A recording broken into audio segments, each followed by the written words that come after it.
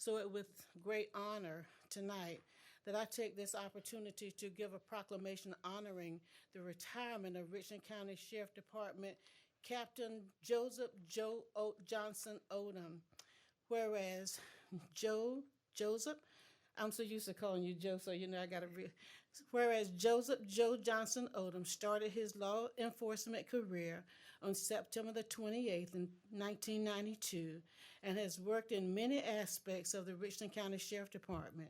He worked at the courthouse until April 1994 and then attended the South Carolina Criminal Justice Academy where he received his certificate as a first class officer. And whereas Mr. Odom worked in the warrant division and then in the patrol division, serving our citizens across the county in Lower Richland, Dentsville, Broad River Road area, and he now worked his way through the ranks and was promoted master deputy to corporal, to sergeant, to lieutenant, Region 4 on the Broad River Road corridor. Whereas in July 2014, he was promoted to captain, Region 4, where he faithfully served the citizens of Richland County until October 2019. And whereas Sheriff Leon Lott has stated that Captain Odom is always a professional and committed to the citizens and deputies who he worked with and for, and he could always be counted on to provide the highest level of service. Whereas he has entered retirement, Captain Odom will be able to spend most of his time with his three children, Parker, Jake, and Savannah. You Savannah? Hi. Savannah.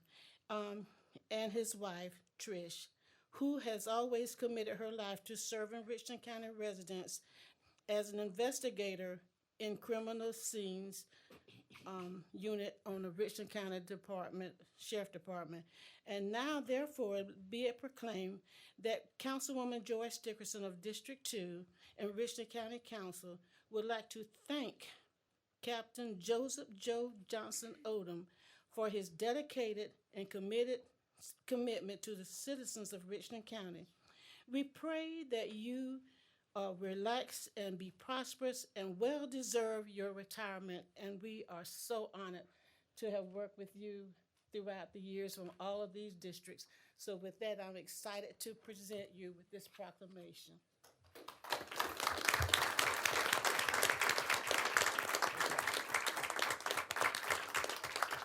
Everybody? Here, here. Okay.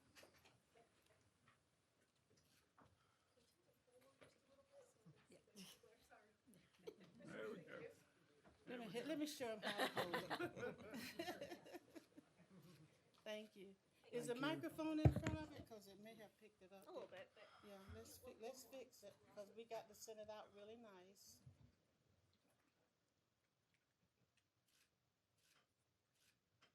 Where is speech? Oh, okay.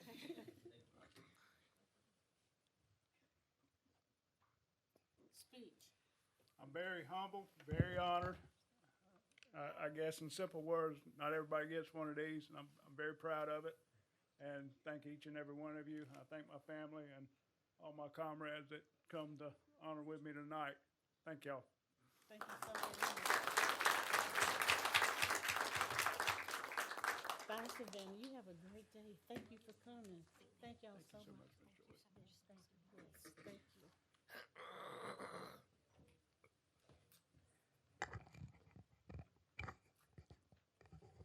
Mr. Chair, it is with great honor that I'm really excited about my next proclamation.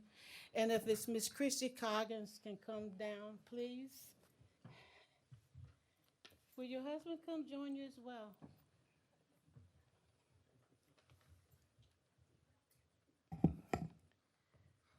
Y'all see the boots? You see the boots? Christy got me wearing boots. Christy started a rodeo up in Blythewood, and they threw me on a horse. They didn't think they thought I was afraid to get on it. But I got on it. And and I learned how to wear cowboy boots. But besides from that, I am so honored to have you here with me. She's from Blythewood, and I'm excited. I learned a few days ago of her honor, and so with that, I thought I would be remiss if I didn't honor you for all of your work for the University of South Carolina. I know Mr. Manning will be happy about this as well, and all the other University of South Carolina graduates. Therefore, with that said, this is a proclamation recognizing the 2019 University of South Carolina Athlete Hall of Fame inductee Christy Coggins. Hey, y'all clap for her. Not many of us get inducted into the Hall of Fame. But anyhow, Christy, it is with my pleasure that, you were the head woman golf coach at the coach at the University of South Carolina from 2004 to 2007. And whereas during the 13 years as head coach, her team made 12 trips to the NCAA pro season, and whereas in 1999, Coach Coggins was named SEC Coach of the Year and coached the Team USA to victory over Japan that same year. Can you imagine that? And whereas in 2002, Lady Gamecocks golf team won the SEC championship title, setting both schools and the SEC record at the same time.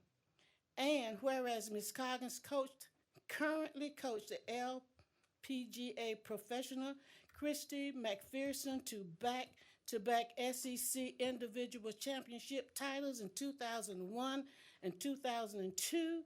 And whereas during Coach Coggins' tenure, the LPGA Foundation awarded 3 USC players the Covenant Diane Shore Trophy, recognizing female collegiate golfers who excel in both academics and athletics. And whereas in honor of all her hard work, dedication, and share with the USC and women golf team, Coach Coggins was inducted into the University of South Carolina Athletic Hall of Fame on October 17, 2019. Now, it is with great pleasure, therefore be it proclaimed, that Councilwoman Joyce Dickerson of District 2 and the Richland County Council would like to congratulate Coach Crystal Coggins on this monumental event. We wish you well on your future endeavors. And it is signed by Councilwoman Dickerson, our chair, Mr. Livingston, and our clerk, Ms. Roberts. Thank you so very much.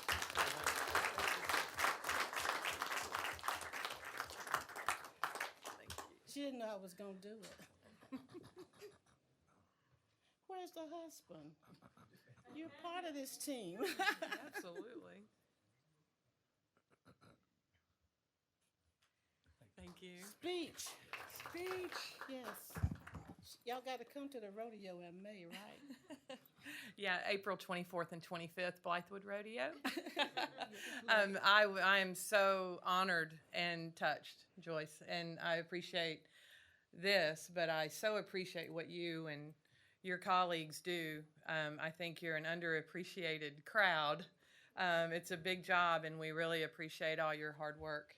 Thank you so much. Yeah, and all I have to say is go Cox. Thank you so much. Yes. Thank you.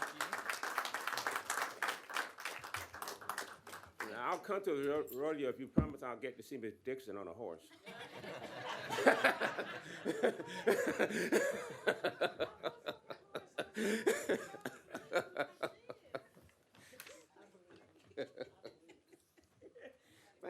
Thank you very much, Ms. Dickinson.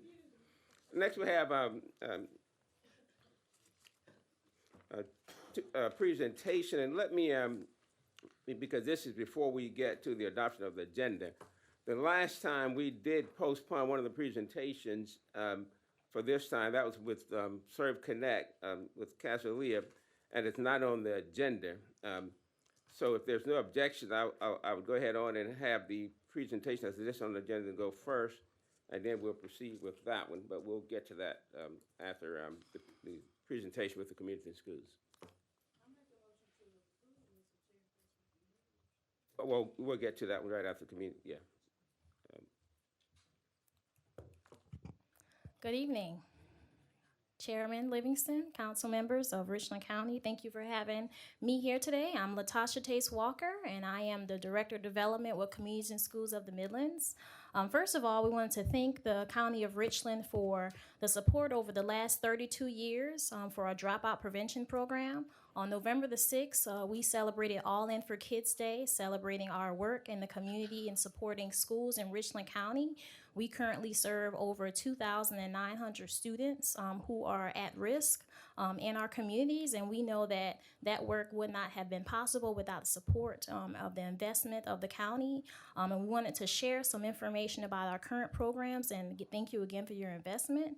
We have a lot of partnerships that we've recently established, and we have some new leadership, which is me. And I think it's always good to bring a face with a name. I have not met any of you, but I've heard of a lot of great things, and I look forward to continue to build relationships to move our organization forward.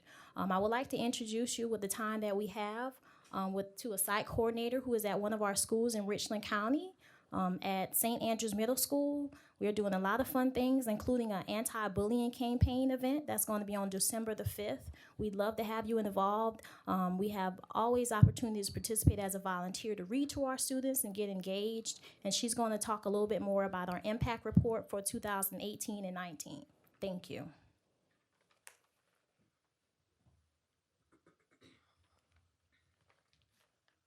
All right, thank you for having me. Again, my name is Claudia Aldemoy, and I am with Communities and Schools at St. Andrews Middle School. And so many of you already know that Communities and Schools is a dropout prevention program. It's a national dropout prevention program. They have 25 affiliates across the country. Right here in South Carolina, we have 3. We have Charleston, Greenville, and here in the Midlands. And here we serve Richland 1 at St. Andrews Middle School, Sandell, Columbia High, and we just opened up one at Watkins Nance. And we try to cluster them together so that the students can kind of roll and transition from one to the other. So the students who are at Sandell will come to me at St. Andrews Middle School, and then I will transition them up to Columbia High because most of them will go to Columbia High. In fact, this year will be the first year that we are graduating students from Columbia High who actually went all the way through from Sandell. So we're going to look at that data and see what that looks like, and hopefully we're going to get some positive, because we know what it can do when a student is with Communities and Schools just for 1 year. And so we're looking at now, we're going to have some real good data with students who have gone all the way through from probably 4th grade all the way up and are graduating out of Columbia High. So that's really cool. So this year at St. Andrews Middle School, like Latasha said, we can't do what we do without our partners. It's all about community partners, bringing that community in to the school to bring those services to students who are at risk for failure. And so we can't do that without our partners. So at Communities and Schools, at St. Andrews Middle School, one of the things that we did this year is we partnered with Cola Jazz and the Koga Center, and we were able to take 115 of our students over to the Koga Center for them to experience some jazz music and the history of jazz, and it was really cool. And in Cola Jazz, those guys actually came out to the school and did like a mini workshop with our students, and they've never experienced anything like that, so that was really cool. We're also doing our Speak Out Against Bullying, which she also mentioned, which is on December 5th. But it actually started in October, because October is Bullying Prevention Month across the country. And so a lot of schools and organizations are doing things with bullying. And at St. Andrews Middle School, what we do is we challenge the students to write about bullying. And they can write in any perspective. So they can write an essay, they can write a poem or a rap about bullying.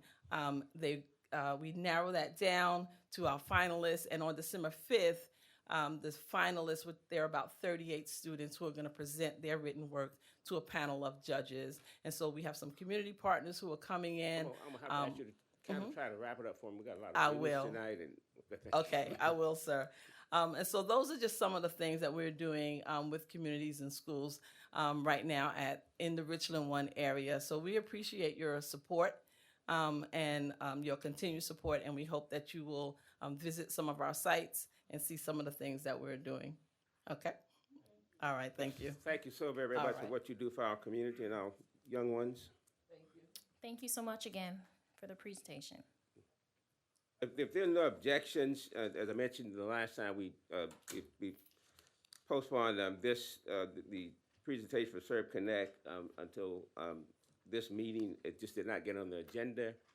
If there are no objections, I'll ask Cassie Aaliyah to come forward.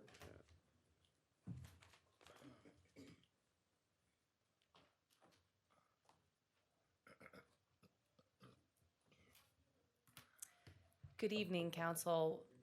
What an honor it is to be here this evening. Thank you so much. I'm sorry I had pneumonia last time, so I was trying to get in. I was reaching out to Bryant, but you didn't want me here, so I'm glad I made it here now.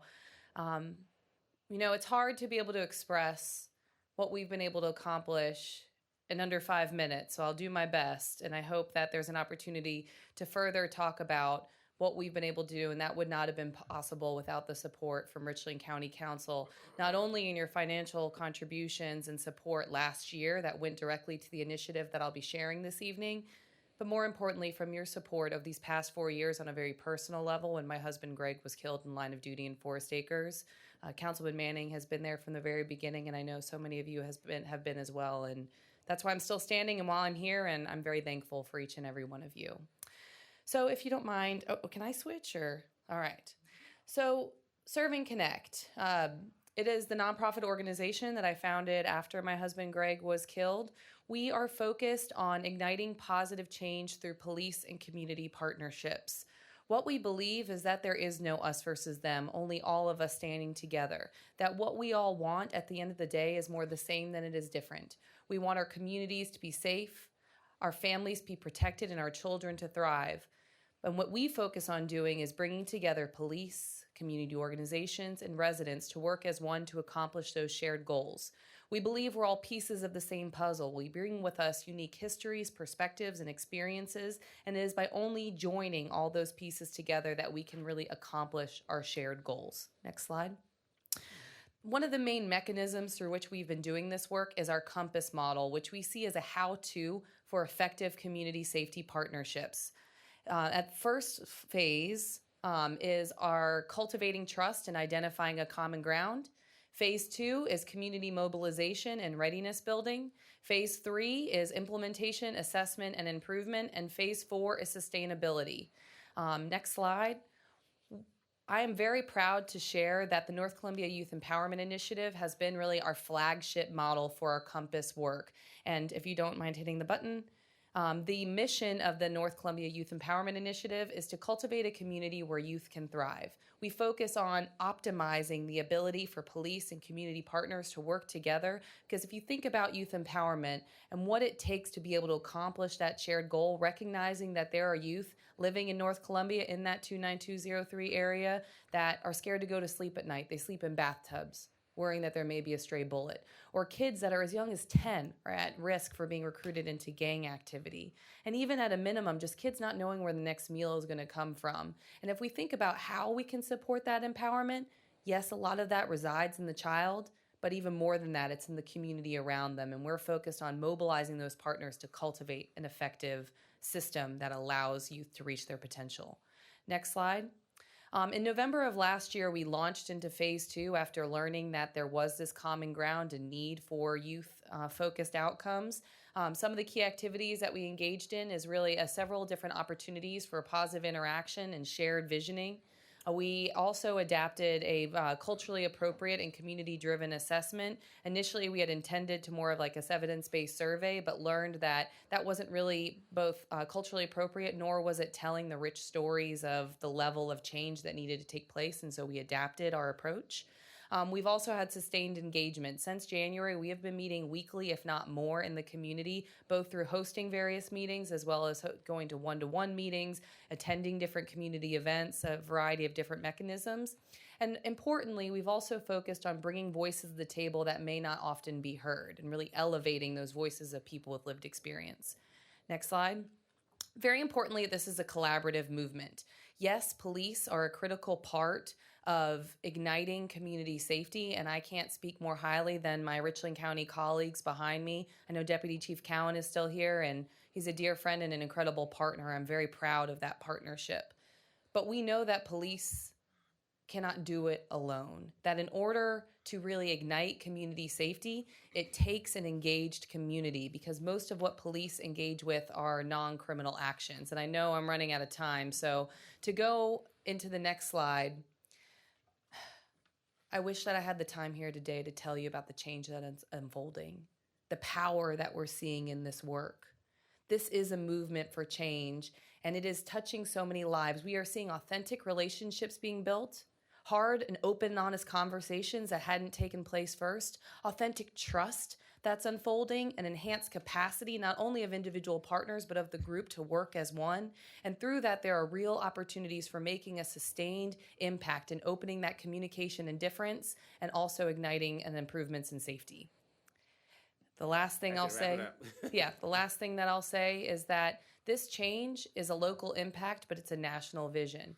Just recently, I was speaking at the International Association of Chiefs of Police Conference to the Community Policing Committee. They see this as a worldwide model that can make an impact for a how-to for community policing. We've been speaking around the country, and in fact, the new chief out of Ferguson wants to use this model, and that started here, and it started with us, and I'm proud, and I look forward to sharing the results, a report that will be coming out in the next 2 weeks or so that document more of this process. Thank you so much from the bottom of my heart, and I look forward to hopefully following up with more of you in the future. Thank you.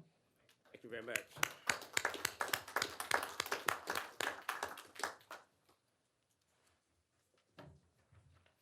That brings us to item 6 on our agenda, the approval of minutes for the regular session of November 5th. Can I entertain a motion?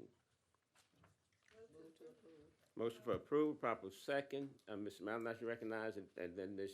Thank you, Mr. Chair. I noticed in the minutes that my recollection is near the end of our last meeting, Councilman Walker asked a question regarding abstaining from voting and actually cited council rules at that time. That is not in the minutes. And in going through the minutes, I noticed that we had 13 items that individuals abstained on. A total of 25 individuals abstained on 13 items. And I'd like to know from the clerk, based on our rules, did we get because it's not in the minutes, did you get the reasons those individuals abstained? No, sir, I haven't received any responses. I think that we should defer these minutes until we get them complete. I'd make a motion to defer them until we get those answers. Second. Motion for deferral of the minutes is a proper second. And deferral is not available. Please cast your vote for the motion for deferral of the minutes. Point of clarification, point of order, Mr. Chair. Does this simply apply to that particular meeting where those abstentions took place? Or as Mr. Manning followed up on that, I think, if I'm not mistaken, or Ms. Nicholson, they questioned whether or not it should go back further than just that meeting, but all meetings prior for the previous year. So I think based upon that, I would like more clarification so that if I abstain on any issue last time or didn't, if I need to go back and provide it for the others, I'd like to know that instead of just trying to single out that one meeting. I don't have a problem with the motion, but I want to make sure I'm clear on, are we talking just for those abstained at last meeting or for any abstentions this year since this session has been going on? Thank you. That was a point, deferral not available. Another point of clarification. Clarify for me then? I didn't. I would if you'd like me to. Well, I don't think that's as germane to this motion. Now, we just either voted up or down. That's all we have to do. No, you do not vote. The vote is deferral. Hold on a minute. Ms. Mallon, go ahead, President. Thank you, Mr. Chair. I'll withdraw my motion for deferral so we can get an answer to the clarification. Motion for deferral. Thank you. Mr. Chair, may I have? I think I had Mr. Jackson was about to say something. I'm done. No, I think you have Mr. Walker. You recognize Ms. Dickerson. Well, first of all, I asked the clerk I want to clarify this because I think it needs to be clarified for the records. First of all, it was not anything in our minute agenda that actually asked us to do that. That's number one. And number two, we waited at the end of the meeting before we brought that up, and I've brought that up on several occasions during various council members meetings when we abstained or even didn't vote. So if that's the case, if we're going to start that, we need to set something in motion that this is according to our rules that we have to do it at every time we make an extension. Because I did ask the clerk to send it to me. I just have not had the opportunity to respond to each one of them, but I did request the abstentions that I abstain on, and I don't have a problem, giving that to her when I can actually have the time to actually get it to her, because that was not a requirement for me to do it. And I don't know whether anybody said that I had to do it before this meeting. You just said I had to get it in, so that's where I am. I will get it. I promise you I'd get it in, and I definitely will get it in. Ms. Walker, and Ms. Kennedy. Walker, you recognize. As the councilperson who pointed it out at the end of the last meeting, it didn't come by way of a motion. It was pointing to Rule 5.21 in Richland County. Yeah, that's. It was the highlighting of a rule that exists, and given as indicated, the very large number of abstentions that occurred in the last meeting, felt appropriate for me to point to the rules which are indicative of the action that needs to be taken as a result of an abstaining vote. I in no way intend to encumber our staff or clerk to council with some historical research project. It was the highlighting of a rule that exists. I would imagine that it therefore should be the practice of this body that we simply follow it.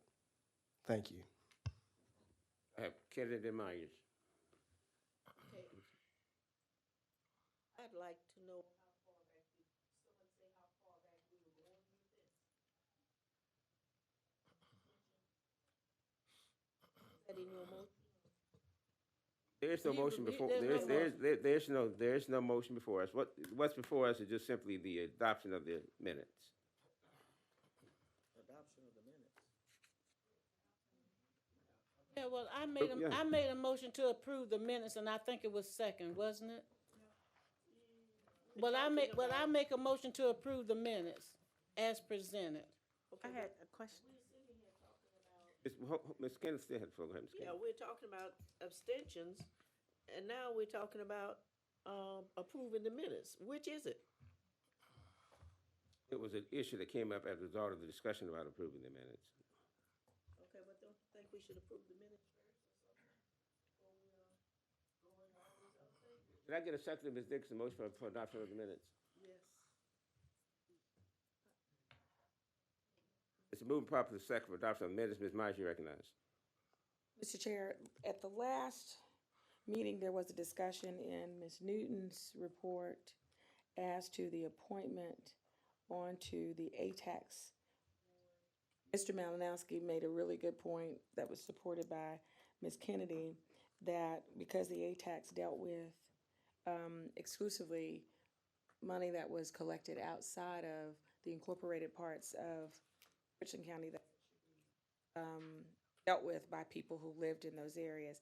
And in principle, I do agree with that. But in looking at the composition of that board, everybody on the board is from unincorporated Richland County.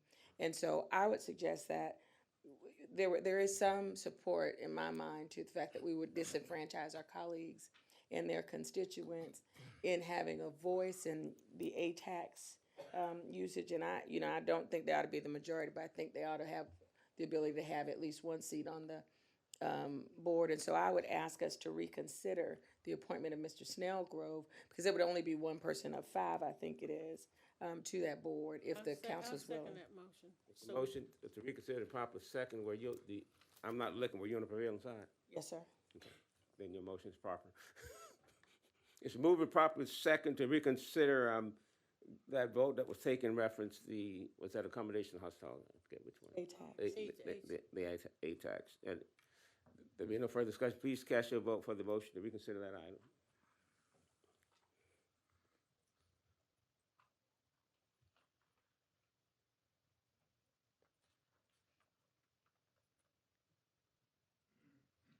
That item was reconsidered. Now it's back before us. Chair, I take the motion reference the item that was just reconsidered. I would move to take the one person who applied, Mr. Snellgrove, and approve him as a member of that review panel. The motion is to appoint Mr. Snellgrove. Is there a second? Second. It's moving proper second. Now discussion. Mr. Malinas, you recognize. Now, what page are you on? Yes, sir. I'm on page 14 of the minutes. 14? Yes, sir. Number 3, the ATAX board, and there's a whole discussion. 22. Oh, 22 of the whole, sorry, 22 of the Yeah. packet. Please excuse me, sir. I'm tired today. Look at number 3. Under 18, Mr. Malinowski. Okay. Malinowski wants to be recognized. You recognize. Thank you, Mr. Chair. Reason I can't support this, I think that if we're going to seat an individual that's a resident of a municipality, then we should go forward and have talks with the municipality where we're seating this person from and see if we can have an exchange here. I didn't want to use that term, but we can, the quid pro quo. Oh, wow, don't hear But it is in the For public the, interest. that we can have an unincorporated resident sit on their board as well. I agree with you. And prior to appointing anyone on ours, I'd make a substitute motion then that we move forward and engage the city of Columbia in such conversation to see if we can enact some type of exchange. We get one and they get one. That'd be my second motion. The motion before us is the appointment of an individual. Ms. McGrath, you recognize. Thank you, and Mr. Malinowski, I support your concern regarding have representation for unincorporated Richland County. On the accommodations committee, tax committee, there are 7 board members, and currently, as Ms. Myers said, all 7 of them are from unincorporated Richland County. Also, our policy states that you cannot deny a person, a Richland County citizen, a position on a board because he or she does not live in unincorporated Richland County. So we are violating policy based on the minutes of the Rules and Appointment Committee, because that was the purpose for denial. But anyway, I ask for your consideration to allow at least one person from Richland County, does not live in unincorporated Richland County, to serve on that accommodations committee, and that we revise our policy if we want to change policy, because at this time we're in violation of policy. So I recommend that we accept Mr. Snellgrove. He's an excellent candidate. He meets all the requirements, and he would add the diversity of having at least another person from Richland County. Before we move forward, I just got to note that we are experiencing audio difficulty. The audience, others may not be able to hear us, to be in public. And so I want to say to the public that we would, we'll put this on our website as soon as possible. We'll also try to make sure that tomorrow you'll be able to listen to the audio if you choose to, if we don't get it corrected by the end of tonight. I thought I had someone else before Mr. Malinas. Was someone on this end? It was Mr. Mann and then Ms. Malinas. Thank you, Mr. Chairman. With regard to this issue, I have 2 questions. The decision at the last meeting was to re-advertise. Has it been re-advertised? And has Mr. Sorry, what was the question? And what was the answer? I apologize. No, sir, it has not been re-advertised. My second question is, since we took the action that we took at the last meeting, have we been in contact with Mr. Snellgrove to see if he still wants to serve? I have been in touch with Mr. Snellgrove, had a conversation with him. He did not say that he was still interested. That question did not come up. I can certainly reach out to him if that be the will of council. I have, at the minute, I have, my announcement, then my bride. Ms. Manning has the floor. Yeah, I'd like to yield the floor if somebody has an answer to my question, because that's why I asked it. Yes, I have emailed him, and he's emailed me, and he really wanted to serve on the committee, and I think he's been trying for several years now. And he is, the last time I spoke with him, he was still interested. That was after Yes. council did what they did? Yes. Okay, that's the answer to my question. Thank you. Man, what we're discussing is the motion that was made in second by Ms. Myers. That's what's on the floor. Chair. I'll announce it then Dickerson. Thank you, Mr. Chair. I'd like to ask our parliamentarian regarding the comments that my colleague made about violating policy. I don't know that we're violating any policy. The recommendation came from a committee to the full council, whether to appoint or not appoint an individual. The reason was asked why, and there were those of us that felt that gave the reasons why we felt this individual should not be appointed. The policy doesn't say you have to appoint someone, so I don't believe there's any policy violation there. I believe it's a matter of opinion on how individual members voted. Mr. Smith? Ms. Dickerson? You asked Mr. Smith a question. I'm going to wait till.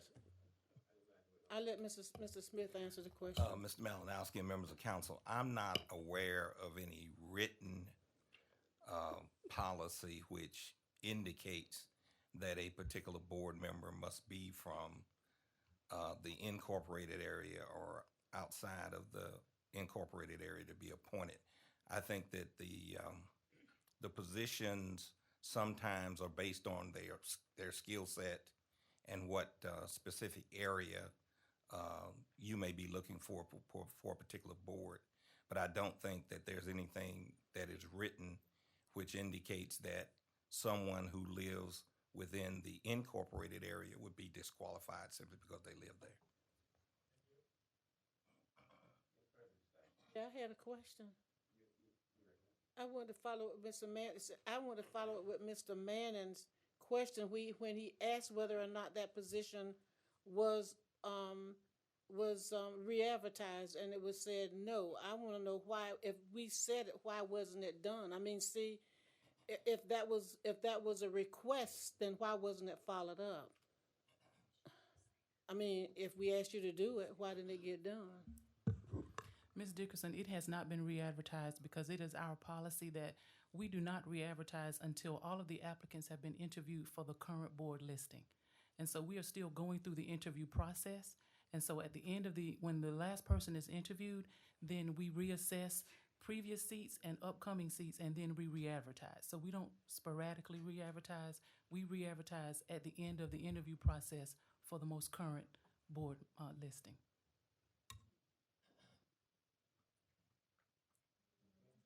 I ask point of clarification of that. So we were still in the process of interviewing when that came to us from the committee? We hadn't completed the interviews when that motion came to us? The interviews for the Accommodations Tax Commission had already been, that was the last of those interviews. But because there were several boards and committees that were listed on the last vacancy that was posted, we typically don't re-advertise until all of those persons have been interviewed and those seats have been tentatively filled.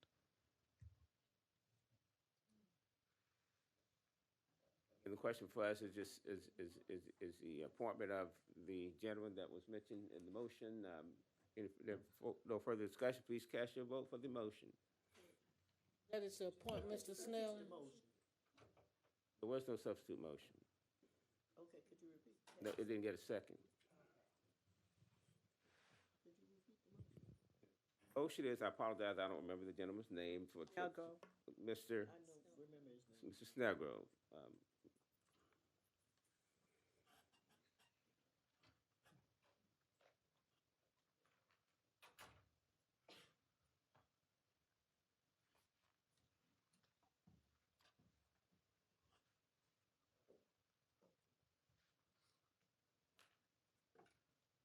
Chair. Motion carries. That brings us back to, again, I have not, I just want to state where we're at. I'm going to recognize Ms. Dixon. In terms of, we're still at the approval of the minutes. Chair, I make a motion to approve the minutes, please. Motion to approve the minutes as amended, okay? Yes, as amended. And it's properly second. Discussion reference to minutes. Mr. Walker, you recognize? The only amendment to the minutes thus far has been the addition of what we just voted on, correct? I would propose that we include, actually stated at in the end of the last meeting in our minutes.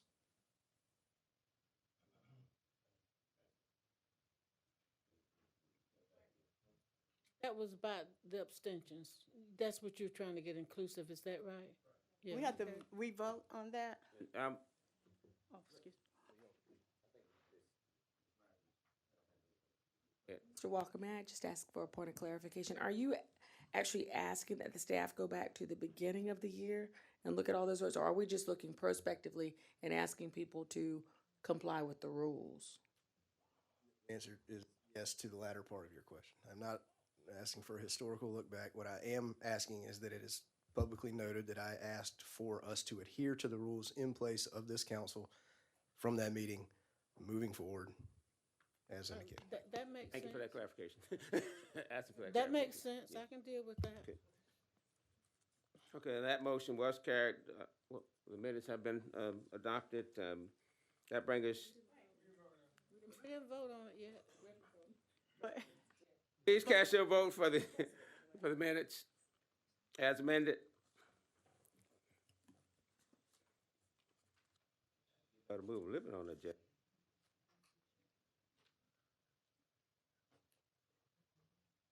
Minutes are adopted.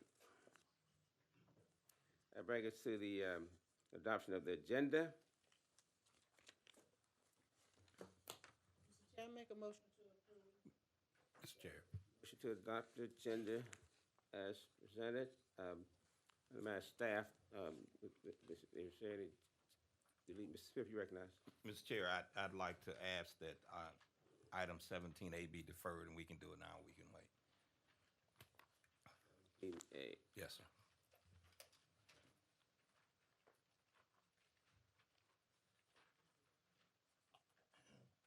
Per Pacific, so that we'll know when it's gonna come back? You're not sure? Just. I'm not sure. Okay.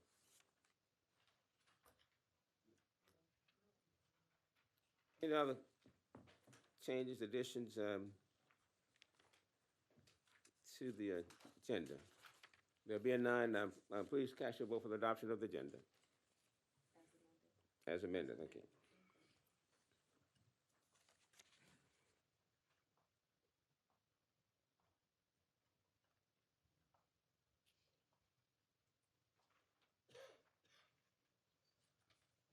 Passed, the agenda is adopted, and that brings us to item 8 on our agenda, report of the attorney for executive session items. Mr. Chairman, Council. We have two items that actually are going to require executive session. Item C, I can give that report out here, but item 8A is a contractual matter, and that relates to employee and retiree insurance benefits. It's a contractual matter. The next item is B, that's pending litigation, Richland County versus South Carolina Department of Revenue, and that's an update. Item C was a motion that was made in September that we be asked to take a look at whether or not the county had the authority to create gun safety ordinances, and we've taken a look at both federal and state law, and basically we've concluded that the county is preempted by federal law and by state law from creating any gun safety ordinances. So we just wanted to bring that report back to council and letting you know that we did what we were asked to do. And so we don't find that there is a way that we can get the authority to do that.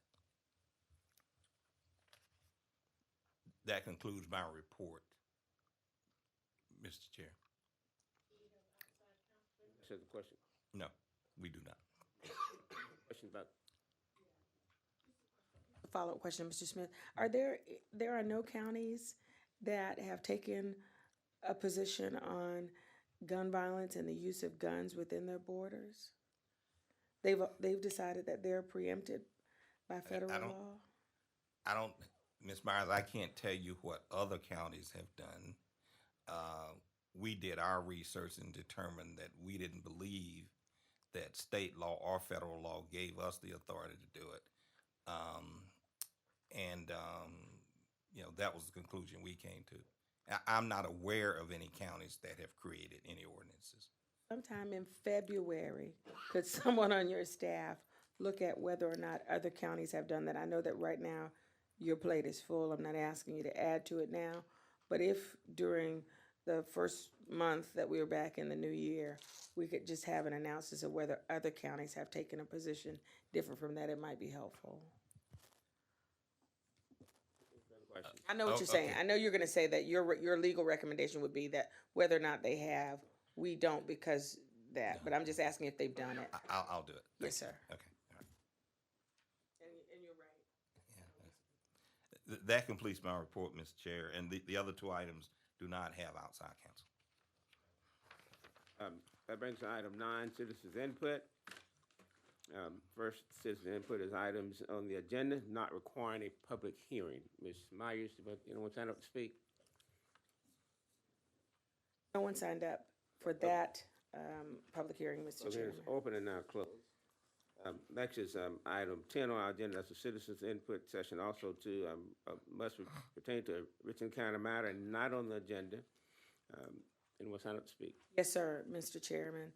2 people signed up for that public hearing. Mr. Paul Kays, if you would come forward, you will have 2 minutes to speak, sir.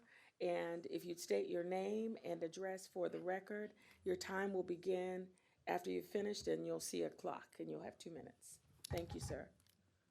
Thank you, and thank you, Council, for allowing me to speak. My name is Mark Paul Kays, and I'm a forester, and I live in the Eastover Gadsden area. And the penny sales tax was passed in 2012 in a questionable election. This same penny sales tax was defeated in 2008 and 2010. In 2012, precincts had problems with faulty machines, long lines, and poor tabulation of results. Richland County had a strong advertising campaign for the penny sales tax, and the news tax was created. Since then, we've contributed to plush jobs, questionable staffing, financing, questionable jobs, and little of the needed road work. In fact, I had to pay the Richland County Ombudsman's office for a list of completed jobs, which was requested on October 23rd, and I still hadn't received it yet. But I would expect the penny sales tax administrators to be proud of the goals accomplished and have lists available to the public to report the success of their taxation. We are currently taxed for road repairs from our gas tax, our personal property tax, and licensing fees. We have more luxury vehicles and vehicles in our county than ever before, and with the influx of these taxes, our roads are still not maintained. The answer is not more tax money to waste, but to create more efficient use of the taxes already confiscated from the public. I propose Richland County to allow a referendum on the 2020 general election ballot to repeal the wasteful penny sales tax. Thank you very much. Thank you. Thank you, Mr. Kays. Next, we have Mr. Zach Pippin. Oh, okay. Thank you, sir. Mr. Chairman, no one else signed up for that public hearing. Public hearing is now closed. That brings us to item 11 on our agenda, report of the county administrator. Mr. Brown. Yes, sir, Mr. Chair, members of council. For this item, we're going to actually have the budget director, Mr. James Hayes, to come forward to give us a monthly financial budget update. Mr. Hayes, if you would. Good evening, Chairman Livingston and Ms. Myers, Vice Chair. James Hayes, Director of Budget and Grants Management. You should have in your packet financial chart update that we've gone over before in the past. So just want to kind of bring you up to speed of how we're looking at the end of September, which is quarter one. The way you can read the chart, as I mentioned before, we have our fund summary. So we have our different funds like the general fund, special revenue funds, capital projects, debt service, enterprise, millage. And you reading from left to right, we have the budget of each fund. We have our through 9/30 FY20 expenditures, and then for comparative purposes, same time for FY19. And then the total today is just a repeat of what we've expended through September of FY20. And then you have your balance. So the way you do the math is you start with, for example, in the general fund, you start with your budget of $175.6 million. We've expended through 9/30 out of the general fund, $38.8 million. And then you'll see a section where it says open encumbrances. Those are POs, open POs. So there will be 175.6 minus the 38.8 minus the 16.4, which would give you a balance at the end of September for the general fund of $120.2 million. And that's the same way for each one of the different funds. So it's a high level view of how we're doing on each fund. But the most important column is the percentage expended. At the end of the first quarter, that would be 25%. So as long as each fund is at or below that benchmark, we're trending well. So as you can see, each fund is well within the 25% range. But I can answer any question that you may have. Thank you, Mr. Hayes. I have a question on the notable issues where you mentioned that Sure. there are some departments that are running negative in their salary line items. Sure. This is something that we've discussed before.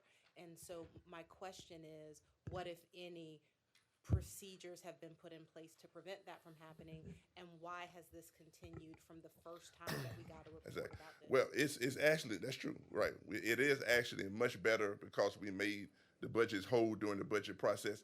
The reason for it happening this year, primarily for a couple of reasons. One, we've had departments that have requested hiring new positions, new employees at an amount that's above the minimum for the vacancy. So vacancies are budgeted at the minimum. So sometimes a department may request hiring an employee above the minimum. We've had departments request promotions, and of course, none of those items are budgeted for. So what we have told departments, anything that's outside of a county-wide initiative, meaning through the TRS, that department would have to absorb it or for themselves. And so they'll be able to do that through either moving money from their operating or vacancy transfers. So that's a couple of reasons why. Okay, so I'm going to try to think about how to ask my question. So I understand that people may want to hire people at an amount that is higher than what was budgeted. Sure. My question is, if it's higher than what is in their budget, either why is it being approved, or is it only being approved if that department can show that they have enough funds to cover it from some other source? So that is to say, are these in some sense artificial numbers because they're going to be covered someplace else? That's exactly what it is. So in other words, you have to, that's true. In order for, they don't get an approval unless they're able to show that we can move money from the operating to cover that deficit that we projected, or in some cases they may have the ability within vacancy recovery funding. But that's correct. We do not approve anything unless they show that they have the ability to move those funds. And my final question, taking those two things that you said, Sure. is would you feel comfortable saying then that by way of policy and procedure, no person or no department rather is currently being allowed to hire for positions that they don't have the Oh, funding. absolutely. That's correct. Absolutely. That is very, very much so. They have to get our approval, and it has to make sure that it's within the budget. That is absolutely correct, ma'am. Thank you, Mr. Hayes. Thank you, Mr. Chair. So, thank you, Ms. Newton, for asking my question. I have a follow-up for you, Mr. Brown. And let's start this with the premise that I think I fought really hard to get the total rewards passed. I believe our staff ought to be paid well. I believe folks ought to be competitively paid. But I have a concern with the way this is trending, because what it looks like is that essentially in our departmental budgets, we're gaming the system, because we've got these, we've already set, benchmarks, right? And what we're doing is using the budgeting process to sort of shield, to keep a little money over to the side to cover these things that were not asked for in the budget process. So my question is, just going forward, as a philosophical matter, first, do we have procedures in place that will look back? Because we've done this now every year that I've been here. And so it seems to me that that is sort of the culture, that we do it that way. Are we developing any procedures or putting anything in place to make sure that there is some integrity in the budgeting as department by department, rather than having sort of this is a trick. I mean, it's hiding the money over there. I don't have a problem with folks getting paid what they're worth, but that ought to be a line that says salaries. It ought not be a pencils line that we shift to salaries. And in that way, we will provide more transparency and integrity in the budgeting process to the public. So just going forward, I would like to see us work more to have an honest budget rather than gaming it this way. Thank you. Okay, so not a question, but more of a statement. If you recognize. I think I will reserve my comments and I sit down and have a one-on-one with you, Mr. Brown, on this, because I'm really a little bit concerned about, say, for instance, if a job was posted in 2012 and that job was paying $38,000 and we wanted to hire today in that same position, and you're telling me that there may be a couple of dollars, maybe $12,000 more, let me get my figures right, over in a pot that's sitting there, that you all can hire a person that's above the $38,000 from 2012 to 2019. Well, you know what? I'm gonna have a little bit of a problem with that, because if everything else, if the budget that we had, and we could do a road in 2010 for this amount, and then everything else changed, and so wouldn't you kind of help me figure out how you're going to balance that out? Because I don't want to start dictating to you if you got a position, because that, even though it may come from a different department, that's still your responsibility. Am I correct? I believe I understand what you're asking, and to address your question and maybe some of the general thoughts, Mr. Hayes and I have had this conversation. And I'm not going to get into the history of Richland County, but what I will say is operationally, right. Yes, I have a challenge with moving money out of an operating fund to a salary line item. Right. I've already documented this conversation with Mr. Hayes.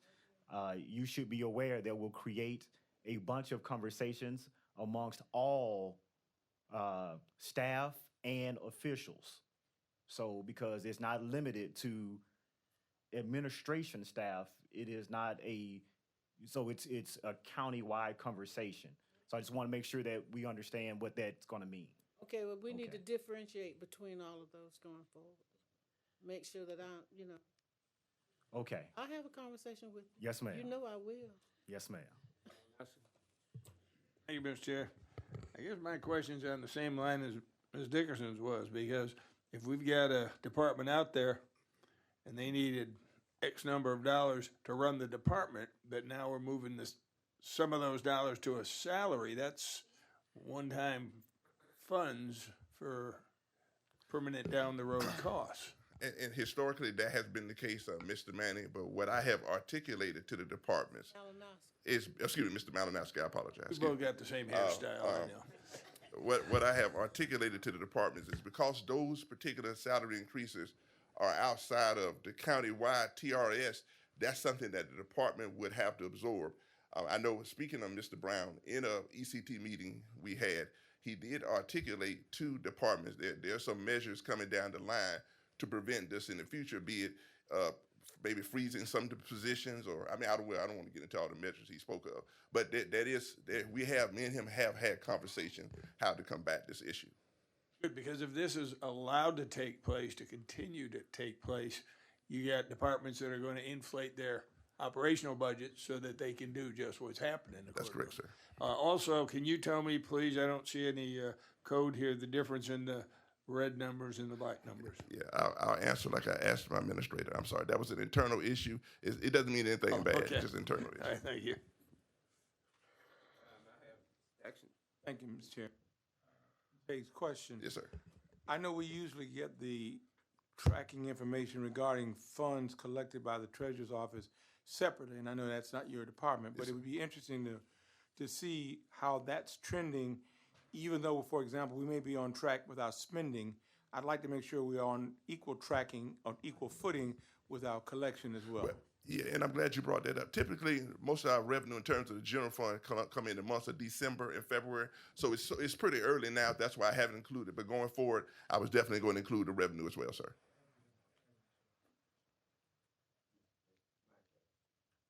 Mr. Smith, I have a question, and this is just because I don't know, I'm confused.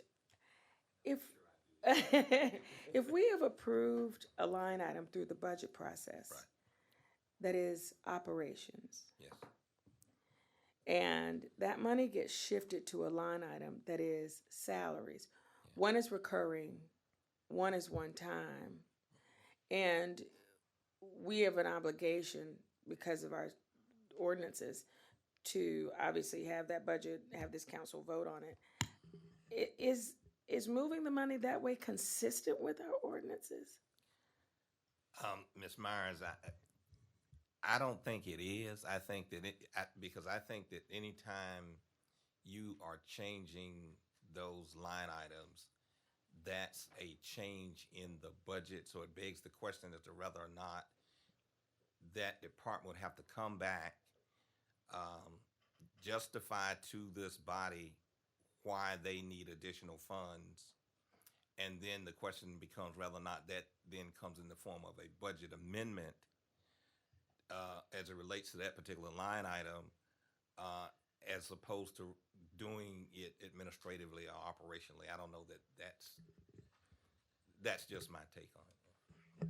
I might just say as a taxpayer, not as if the council members are unaware, surely there's no way that the public can be aware. And I might suggest that this as a practice might need to be immediately reviewed. It's an opinion, not an instruction.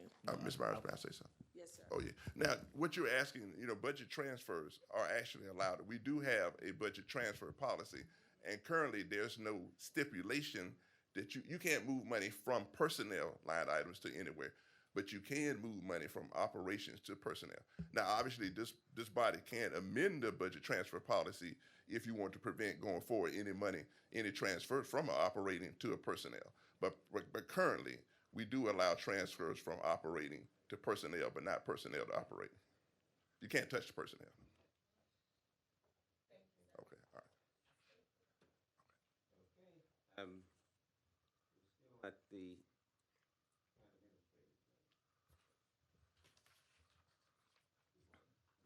I'm sorry to hear you. anything else? No, regarding that's finance it. and That's it, business? sir.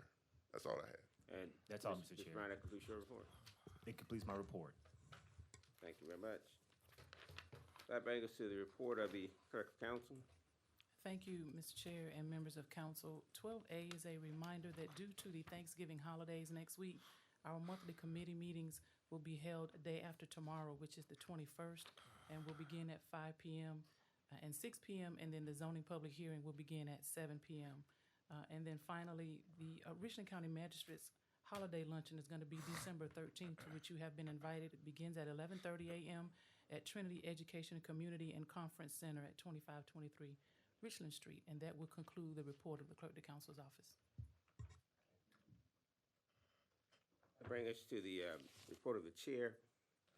I included one item, that was live streaming the retreat, and the reason for that is we had this discussion last year, and there was discussion about whether or not council made that decision to do that. We discussed that, but we didn't take any action to do that. So I just want council to go on record, take an action to live stream the retreat, if that is the council's wish. It's the reason why I put that here on the agenda. If I remember, the last time there was a host of that was $5,000. Record and post was about $3,500. So the point is the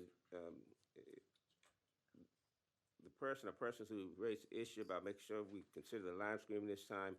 I'd like to have a motion to move forward with that with council's approval. So that was very clear that what we want to do is live stream the retreat. Mr. Chair, so is a motion in order at this point? I move that we live stream the council retreat in January. Move is a second. Back to the motion. I'll second for discussion. Properly second discussion. Ms. Dixon, you recognize. Okay, Mr. Chair, you did. This is a item that has a financial. That has to be. I mean, here, how much did you say this is going to cost? I just remember the estimates from last year. Well, it's going to cost, even if you did the recording and posting, what we did last time, it's going to cost. So yes. So the difference in the cost from what we did from the recorded and posting versus the live streaming, the difference is, I think, from last time was $2,000. Mr. Chair, I'd like to make a substitute motion. And may I make a substitute motion? Make a substitute motion that this item goes to the committee so it can be vetted in the committee so that we can get a very good understanding as to how much this is actually going to cost, because otherwise I'm not sure how much it's going to cost. Now, we can get the cost without going to a committee, because obviously if we go to a committee, it'll be retreat time by the time we get to it. Is that urgent that we have? So I was just clarifying the point of the motion. The motion was to defer, correct? No, my motion was to send it to To a committee. To a committee. And I was just making the point about the consequences. So of sending to a do we committee. meet in December? On Thursday. We meet on Thursday. That's the last time we meet. Well, Yeah, but it wouldn't go to a committee on Thursday. I know. Why not?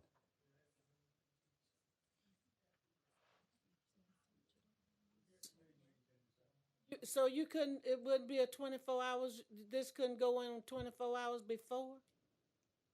And I'm sure that's going to take some plan or some time for whoever's going to staff and IT, whoever's going to be doing it, will have some time to prepare too.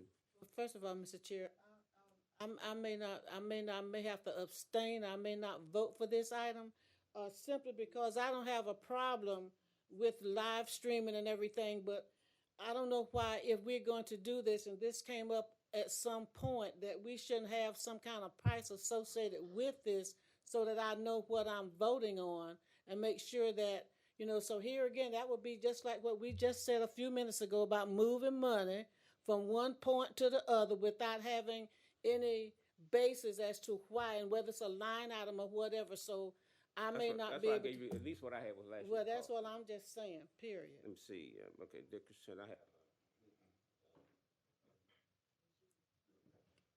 Thank you, Mr. Chair. This question is for our clerk to council. Looking at the schedule that we have for the year currently, based on your understanding, if this item was sent to committee, would it be able to come before council for approval in time to make the arrangements for the retreat? For clarification, Ms. Newton, you're saying if it's sent to committee first? Correct.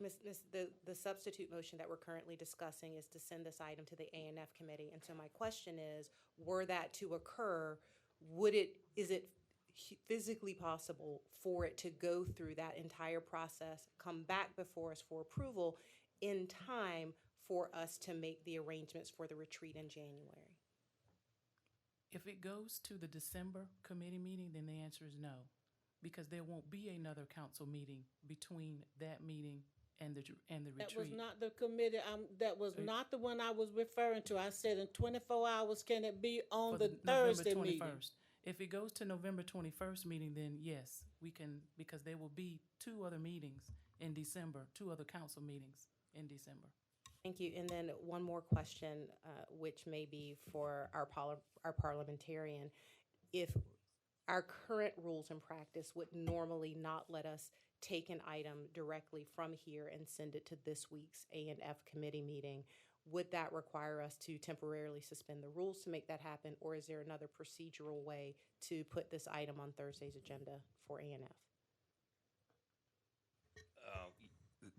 Probably the best procedure, Ms. Newton, would be to basically waive the rules and have that sent directly to committee. Normally, things that go to committee come out of the motion period. That's what I'm getting. And so if you want it now to go to the committee meeting that will occur on Thursday, you can waive the rules and direct us to place it without it going through the motion period and place it on the agenda for committee this upcoming Thursday. Thank you. Thank you, Mr. Chair. Mr. Chair? You ready? If that's the case, Mr. Chair, then this item should be put on the motion. You should move this to the motion list, and then the chair will have the authority, once it's on the motion list, to send it to the committee for Thursday's meeting. Not according to our rules. Well, what the rules say? What does the rules say? I mean, so you're gonna take this motion up right now? This is not, I don't know whether this is for action like that. I'm not sure whether this is. This is for action now. That's why we have the motions. Mr. Chair. Ms. Newton recognizes. Newton, then Malinowski. I'll let Mr. Malinowski, I'll yield. Mr. Chair, why can't we just defer this information until our meeting in December and ask staff to bring us this information at that point, and then we can vote on it? So moved. Second. Motion is to defer this to our meeting in December. Which meeting in December? First.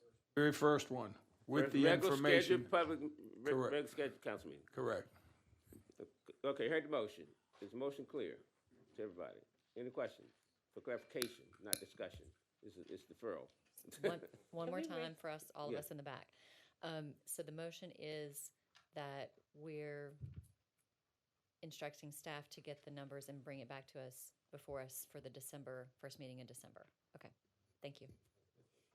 On the motion, please cast your vote for the motion to defer and get that information back and bring it back to the meeting in December, first meeting in December.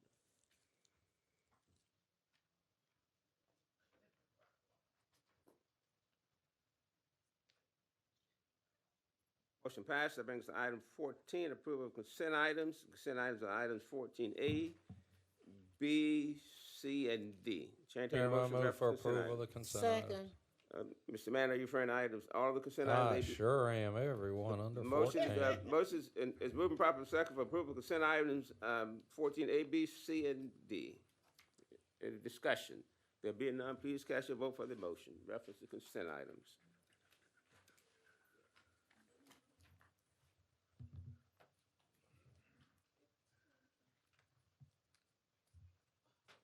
Passed. That brings us to item 15, third reading items. That's A, 19A. Well, Chair, take a motion to reference third reading item. Sure. Mr. Mallon, you recognize. Mr. Chair, thank you. I'd like to commend Mr. Phil Savage, the person making this request, for the work he did with the community and with Richland County staff in getting this completed the way it should have been done. And based on that, I move for approval. Motion for approval for item 15A. It's a second. Moving properly second. Any discussion? There being none, please cast your vote for item 15A.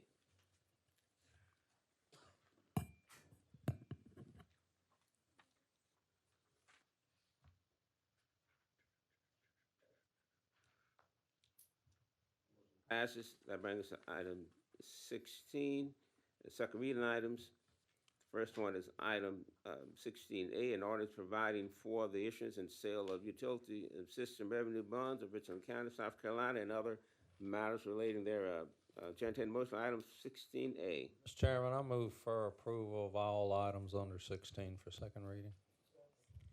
Motion for approval for items 16A through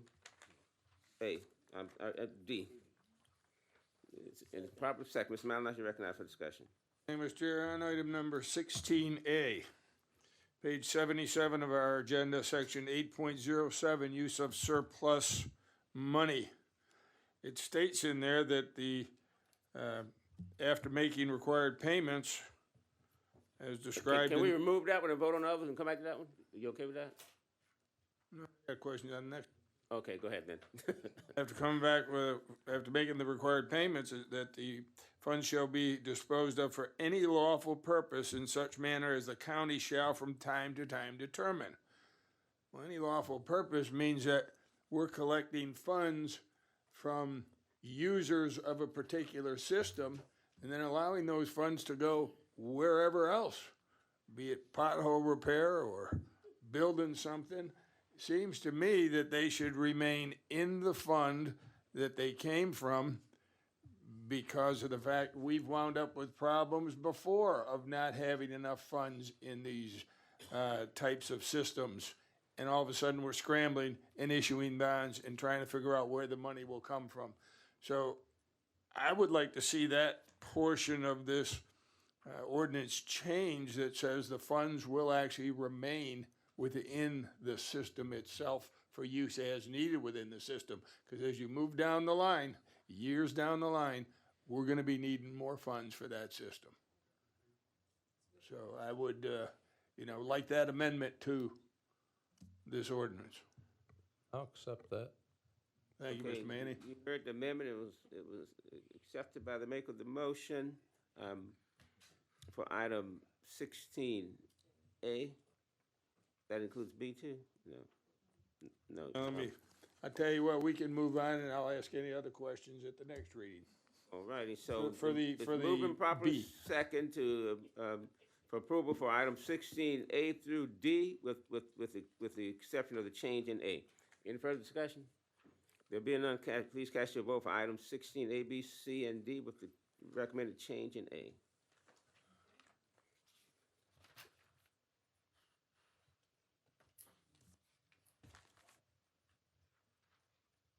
Bring us to item 17 was deferred. Yes. Item 18, report of the Economic Development Committee. Thank you, Mr. Chair.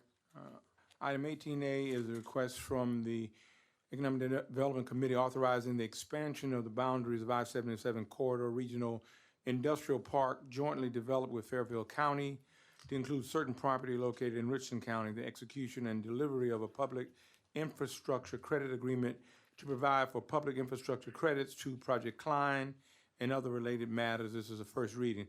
This was taken up by the committee today, and the committee recommends approval of this for first reading. You heard the committee's recommendation, item 18A. Any discussion? There being none, please cast your vote for item 18A.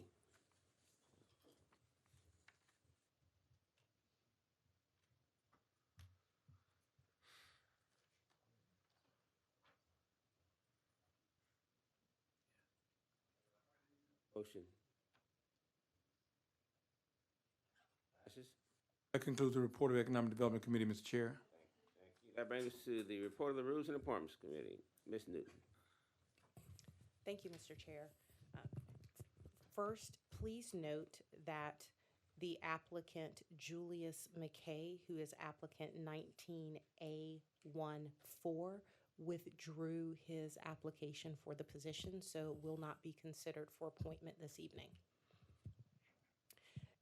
And with that, the committee recommends that we appoint applicant 1, Kayla Bailey, and applicant 3, Michael Metzger, and that we individually take up the remaining 2 applicants for a vote. So the chair will first carry the committee's recommendation for 1 and 2, and then I'll come back and we'll vote on one of the two of, Yes, and just to clarify again, those candidates that the committee is recommending for appointment are candidate 1-1, Kayla Bailey, and candidate 1-3, Michael Metzger.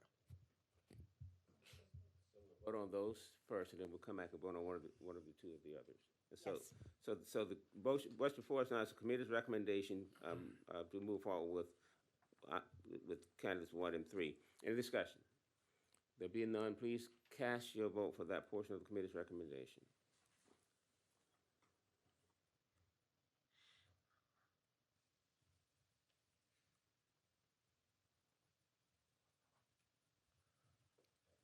Passes.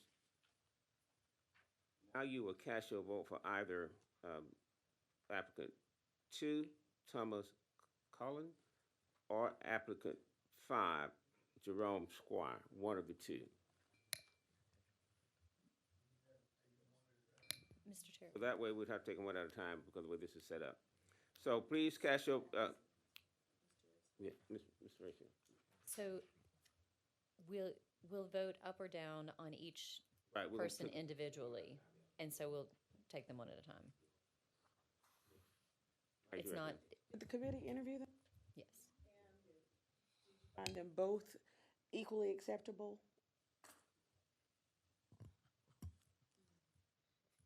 We interviewed all of the candidates and we did vote on all of the candidates, but neither candidate received a majority of the votes to make a recommendation to council. There was one vote for each individual. So again, you get to vote one time. You don't get to vote for both of them. Okay. So you vote for the first name I call. You don't vote for the second one, Mr. Jackson. I don't want to belabor this, but being the victim of being chair of a committee where you don't get everybody participating, and we come to get council to make council make the decision that should be made at the committee level. It concerns me. And so what I think I just heard was there were enough committee members present to vote. Everyone didn't vote. As a result of that, we're now asking council to make the decision. Is that a correct assessment?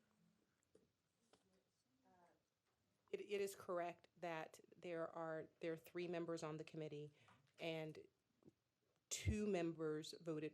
1 member voted for one person, 1 member voted for another person, and another member did not vote.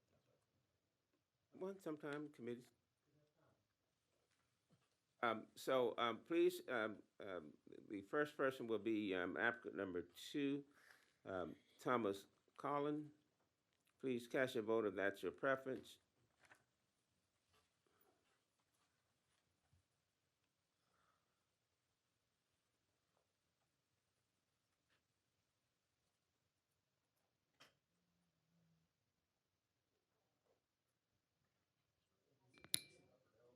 Well, no. I guess you just have to vote a yes. It's not an up or down, no. It's which one the most votes. So we need to vote yes or no for each one, is that correct? Or you're just going to be counting the yes votes, really? No, because if we don't vote, the votes do get counted. So I'm asking, we affirmatively have to cast a vote. Yes.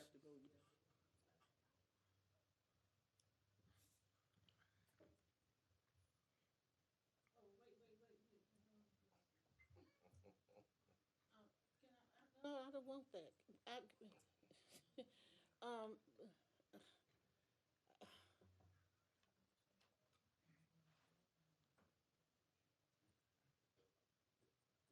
Change your vote.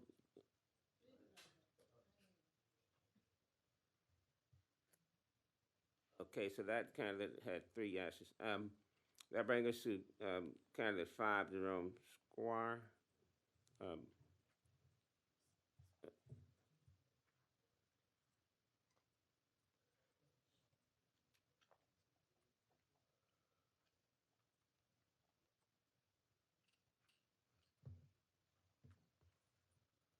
Get to vote again? Yes.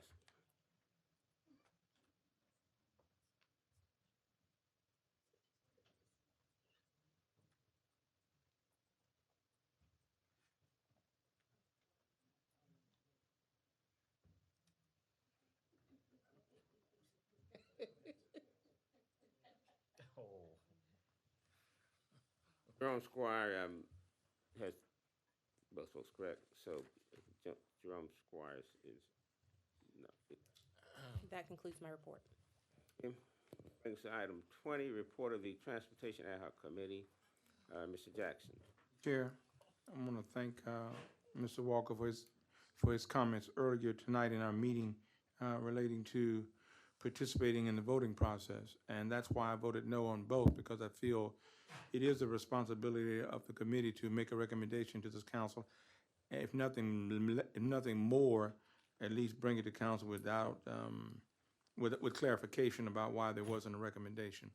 A report of the Transportation Ad Hoc Committee is one item for action, which has been discussed multiple times, and that is the cash flow model presentation, which has also been presented by First Tryon on multiple occasions. And so I'm going to ask Mr. Niemeyer if he will come in just a second to entertain any particular questions that might exist, because before the chair of the committee makes a motion for this item. Thank you, Mr. Jackson, Chairman Livingston, members of council, Michael Niemeyer, Transportation Director. What's before you tonight was also before you on November 5th. But tonight from First Tryon, we have Mr. Walter Goldsmith who will be speaking to us from First Tryon. Mr. Chewood, who you're typically used to seeing, is now unavailable tonight. So his colleague will be here to present and answer any particular questions we may have.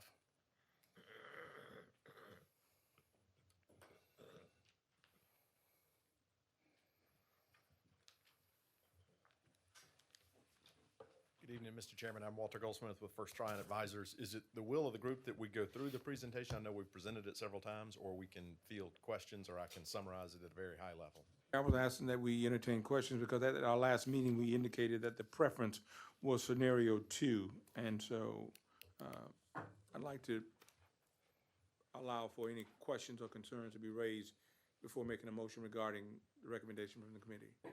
And if I could just make a clarifying comment on that, because I think there's been some renumbering of scenarios. So you have an all-cash scenario, an all-debt scenario, and the hybrid, which is a mixture of cash and debt, and it's that scenario. So just to avoid confusion, if we could refer to it as the all-debt, all-cash, or the combination, and it's the combination which is the recommendation. Yes, sir. Questions? Walker, you recognize. Hey, thank you for being here, Yes, specifically to answer the questions as it pertains to this rather important and public matter currently. Probably not going to shock you to know that I would prefer to see an all-cash method going forward that eliminates the ambiguity of bonding, the fees associated with bonding, the opportunities for misappropriation that bonding brings forward. In your professional opinion, as a financial advisor to multiple municipalities, I'm hearing you say that the hybrid version of this option is in fact in the best interest of this county, its constituents, its taxpayers, and those who are expecting to derive a return and a product from this program. Is that what I'm hearing you clearly say? That's correct. In an ideal world, I think we would all say we never want to borrow, because when we do, we're just paying interest cost to investors in New York. We'd rather be able to spend penny for penny every bit of revenue that comes in directly on construction projects. But you get the revenues quarterly, which means you'd have to match up exactly your spending schedule. And so the benefit of bonding is you get the big pot of money up front so that you can go out and start spending on multiple projects all at once. It's not ideal for the reasons that I think you're alluding to. You have to pay the interest cost on it. So really bonding allows for expediency more than anything. That's A PAYGO program would have the negative downside of slowing down or otherwise potentially interrupting the current project flow. Is that an accurate statement? That's right, which then exposes you to the construction cost inflation that The assumed construction inflation, barring a downturn in the economy, which I shouldn't say we've been through recently in our history, right? That's right. All right, thank you. Further discussion? I entertain a motion. I'm sorry, Mr. Mellon, that's your recommendation. Sir, while you're saying that the large sum of money that could be borrowed allows projects to keep going or immediately get going. However, if that's the case, where do we get all these contractors? And there's only a finite number of contractors out there that can do the job, whether you've got the money or not. So it doesn't necessarily mean that we're all of a sudden going to have every project completed in the next year. And the fact that these funds are borrowed and then used over a longer period of time also subjects you to a potential rise in construction costs. So borrowing a big chunk of money does not guarantee you won't be paying more money for your projects. Isn't that correct? It's a great question. I'm glad you asked it. We're your financial advisor, not your construction engineer. And so we take the projected construction draw schedules that your staff and prior to your staff PDT provided as to what you think those monthly construction expenditures can be. And so we have no expertise in building of the projects. And so we rely on other individuals to provide that information. In our agenda, it says the date that this was prepared was October 16th. Is that the preparation of the document in the agenda or the date that this company prepared this report for us? Mr. Malinowski, that's when they prepared the report for us. So that was based on our updated schedule that was sent to First Tryon. I think I need to rephrase that question. He prepared the report on that date of October 16th for us. But at what point in time had you finished gathering all the information to prepare this report? I'd have to go back and look in the I mean, it wasn't that day, was it? Well, we've been receiving updates constantly from your staff, and then we refresh the interest rates. And so it's an iterative process, but in the days and weeks right before that, not months before that.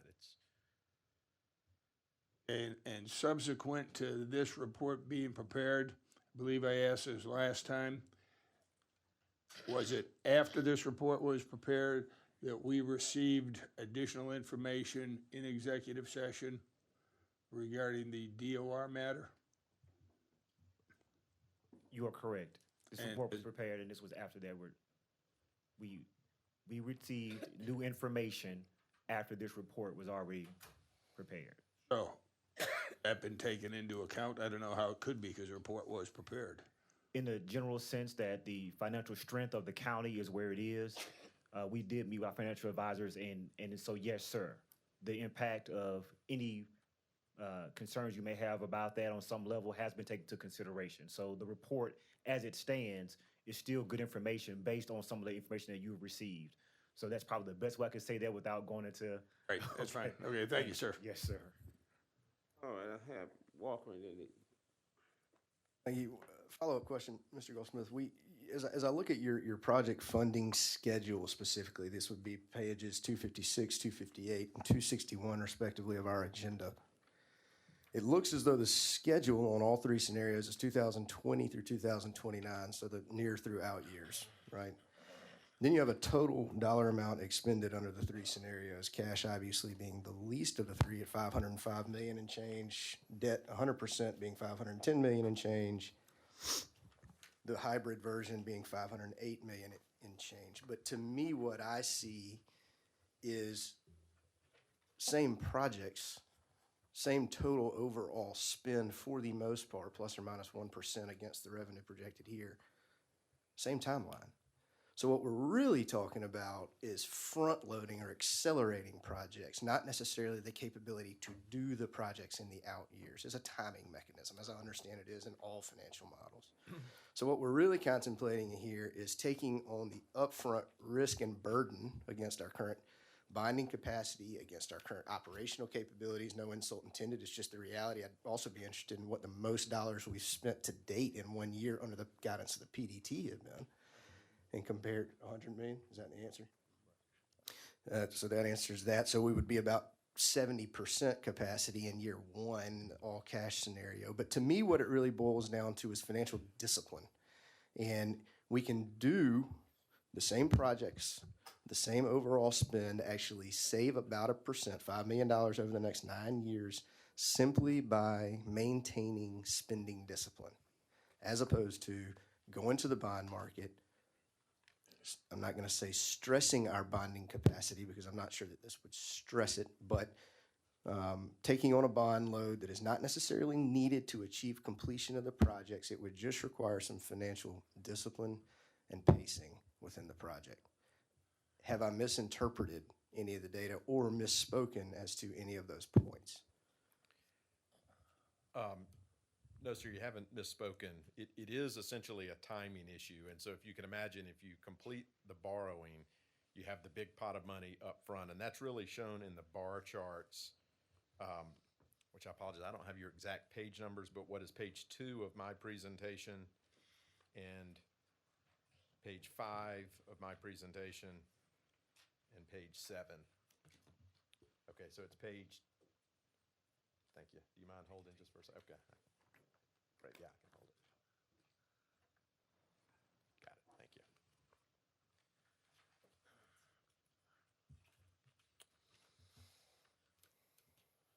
So page 257, which is the cash scenario bar chart.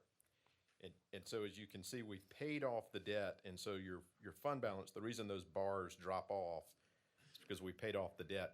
And so that's really showing you that the construction spend schedule has got to live within those low bars, if you will. So it's a timing issue. Overall, you will be able to build the projects pretty similar within about a 1% number, as you pointed out. But you'll have to wait until each quarter of revenues comes in, versus in the borrowing scenarios where there's all borrowing or partially borrowing. If you look at those bars, and page 259 is an example, you'll see the bars are much higher. So it gives you the flexibility, if the construction folks can spend it rapidly, to do so. Whereas if we've paid off the debt, you will be saying to the construction folks, you can only spend the money as it comes in. And philosophically, you may say, well, I'd rather do that and not pay interest on debt. But the input, the beginning place for our discussion is when the construction people say, this is what we project we can spend.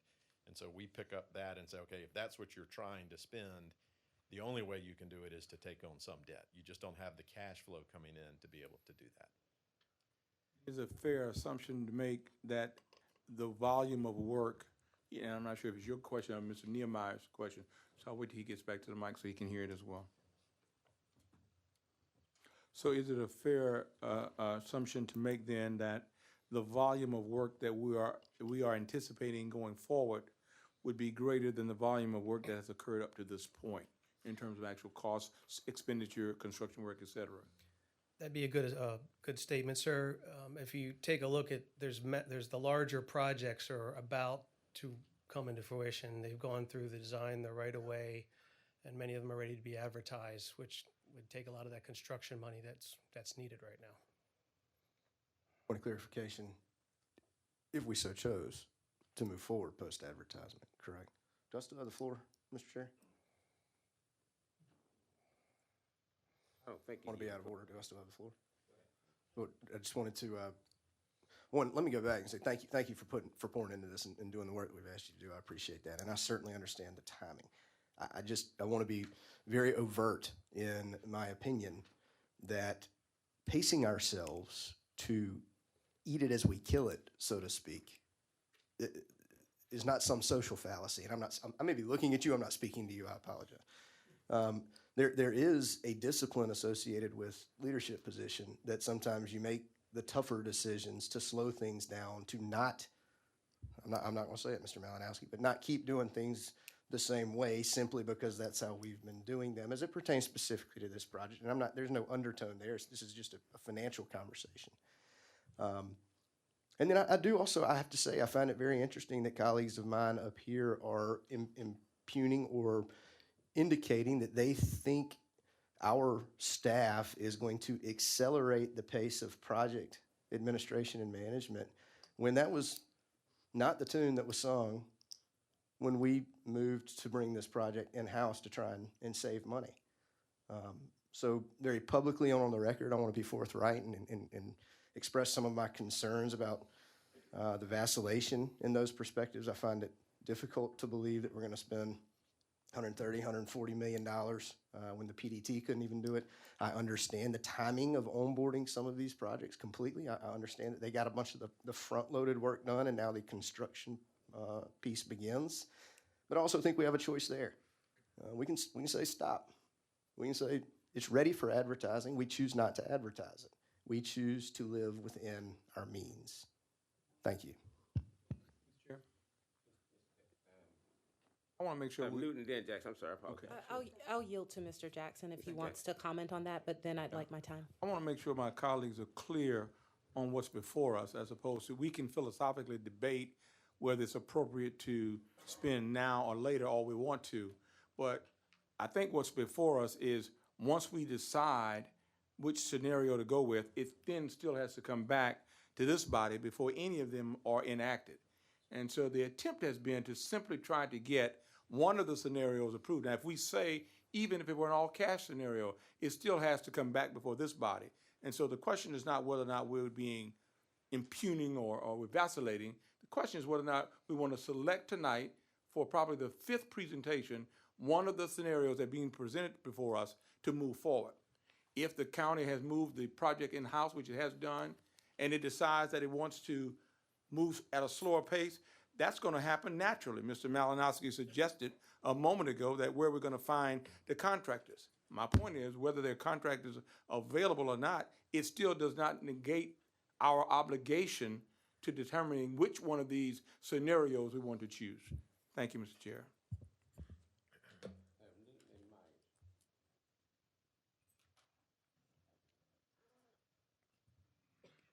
Thank you, Mr. Chair. I think that some of my questions have been answered, but I guess this question is for you, Mr. Niemeyer.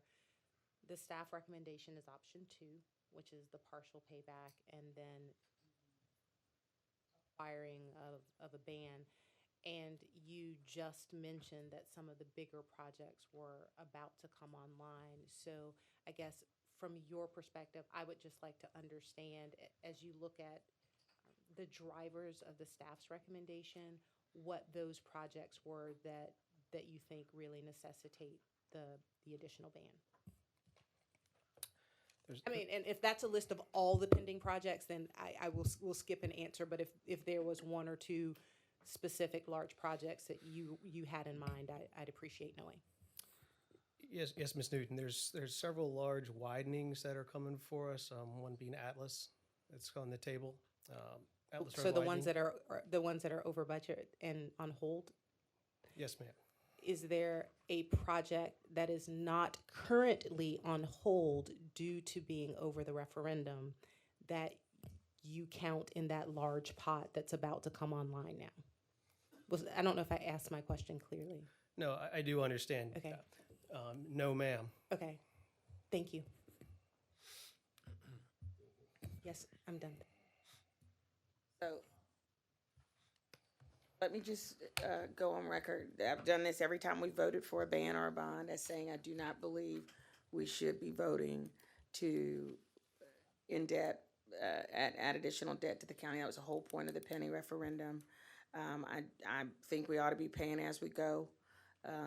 And so, as in previous years, I'll be voting no for an option that requires us to go out and get additional funds rather than using funds on hand.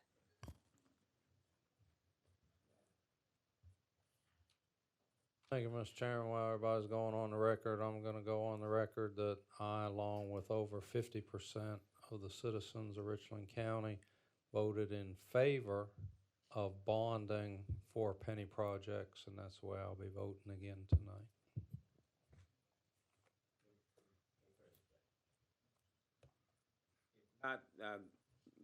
The motion is. There's no motion yet, Mr. Chair. The committee's ready to make a motion, though. I'm sorry. Get a motion then. Committee recommends that we approve the funding plan as outlined and recommended by staff and by First Trine, which is a combination of the debt cash mix. The committee's recommendation. Yes. The committee's recommendation. Question, there be none, please cast your vote for the committee's recommendation.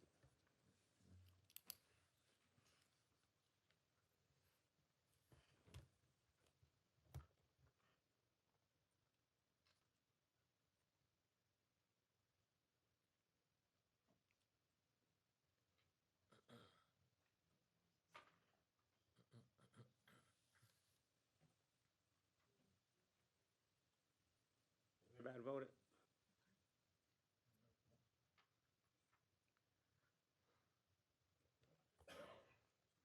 Motion did not pass. It's a 5-5 vote. Mr. Chairman, I move that we go to the maximum of the bond option.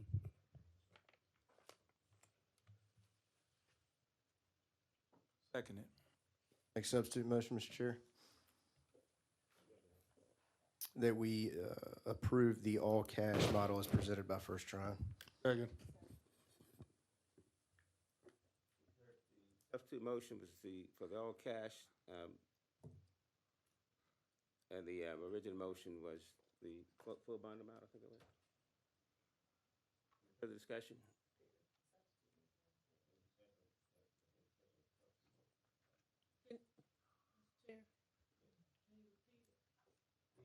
Substitute motion was to just simply move forward with no bonding, just all cash.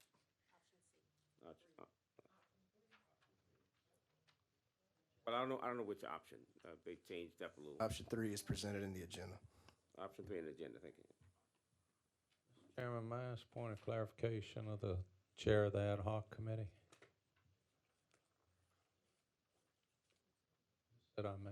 Recognize it, sir. So Councilman Jackson, as chair of the ad hoc committee, if the substitute motion did not pass and we went back to the original motion for the option that would allow for total bonding, I understood you earlier to say that those items would still come back to us, that option would be available, but this council could actually go cash pay the entire way, but this vote would lock down that we could never use any bond money as was passed by the voters in 2012. Is that correct? That is my understanding, Mr. Manning, and the process for moving forward with bonding would end tonight with this vote. That's correct. We would not be able to come back and revisit that.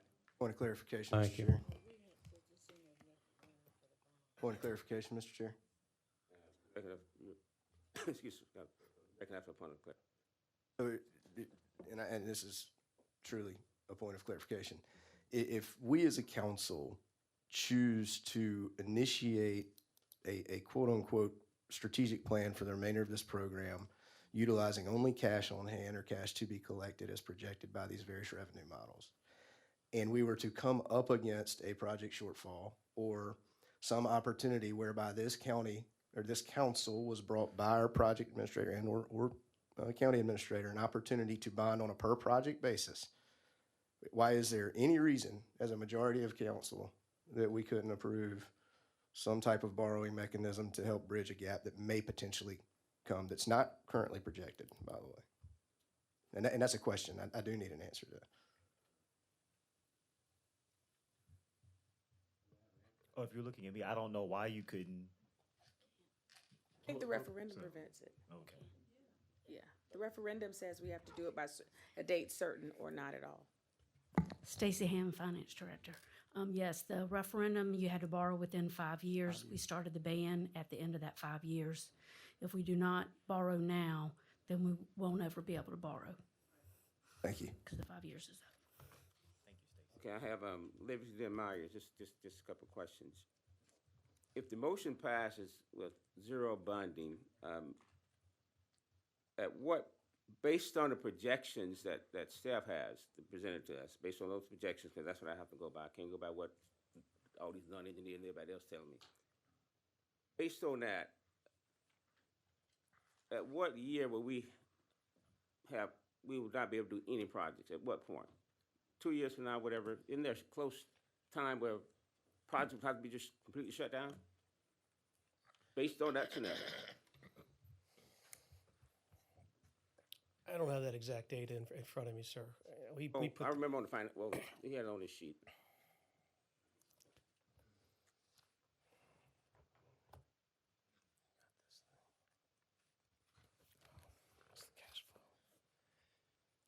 Mr. Levinson, you speaking of the debt cash mix, or are you talking the cash only?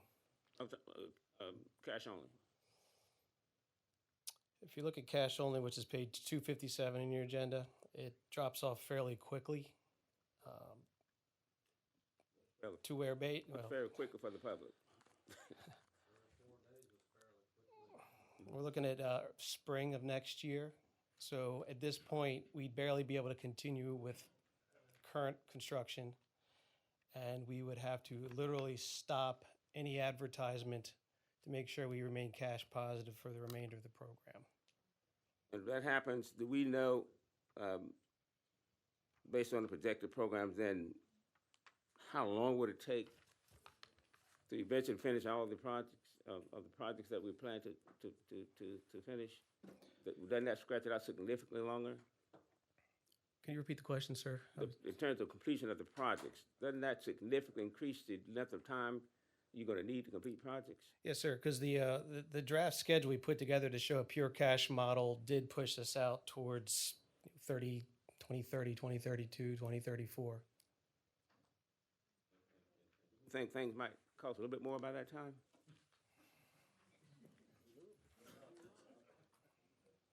Let me finish. It's on what you're saying. All right, go ahead. Just Mr. Nehemiah, as a point of clarification, in answer to what Mr. Livingston is saying, doesn't that assume that we do all those projects over budget as they stand? It does. Okay. And actually, this is modeled without our favorite 52.5 million, so that would have to be built back in here.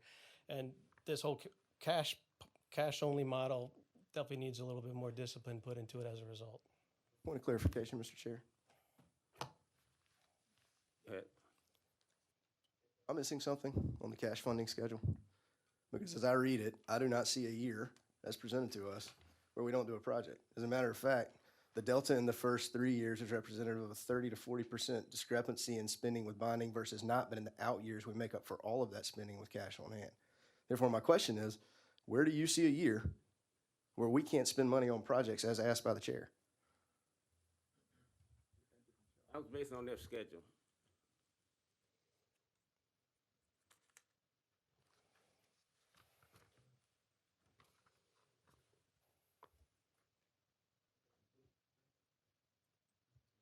Thank you.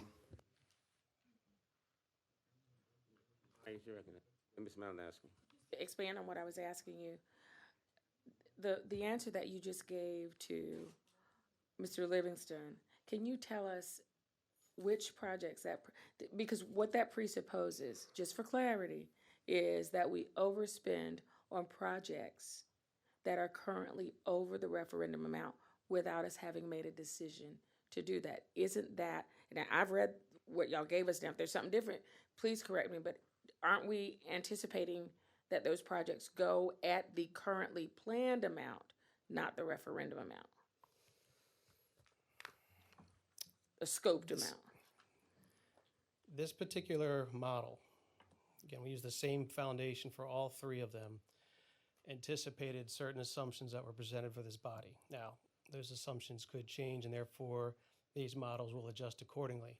So the presupposition, as you stated, has those projects going as modified with those assumptions. So it would be no 55.5, going to Broad River Road or the interchange and several other ones. So again, we would, as a staff, need to go back in, readjust those for what was actually approved and give you more of an honest, no assumption model to really get a true feel of what kind of cash flow we would have, what we would need.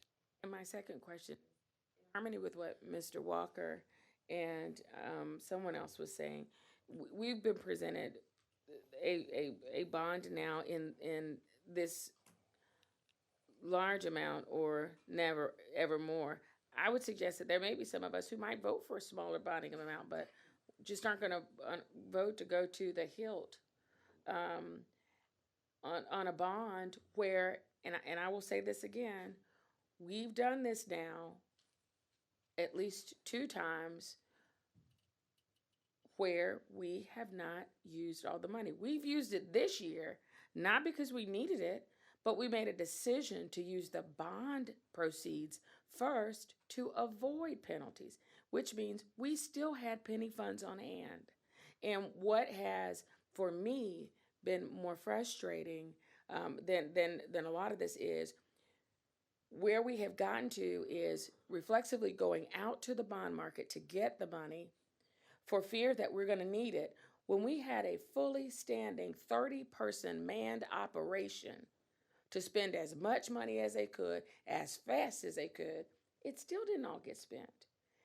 We have consistently said that our staff is going to be leaner and meaner, but we're not going to have as many people as the PDT. I do not understand for the life of me, and I think Mr. Walker's done a great job of pointing it out, why we are now saying that we have to go to the max to our bonding capacity, just in case we, with our staff of about 12, move as fast as the PDT with a staff, or faster than PDT with a staff of 30.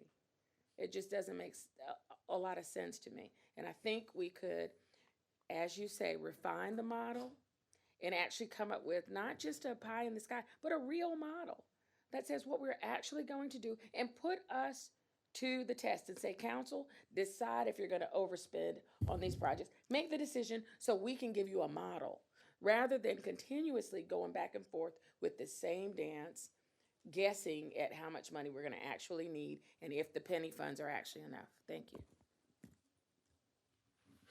Let me ask this.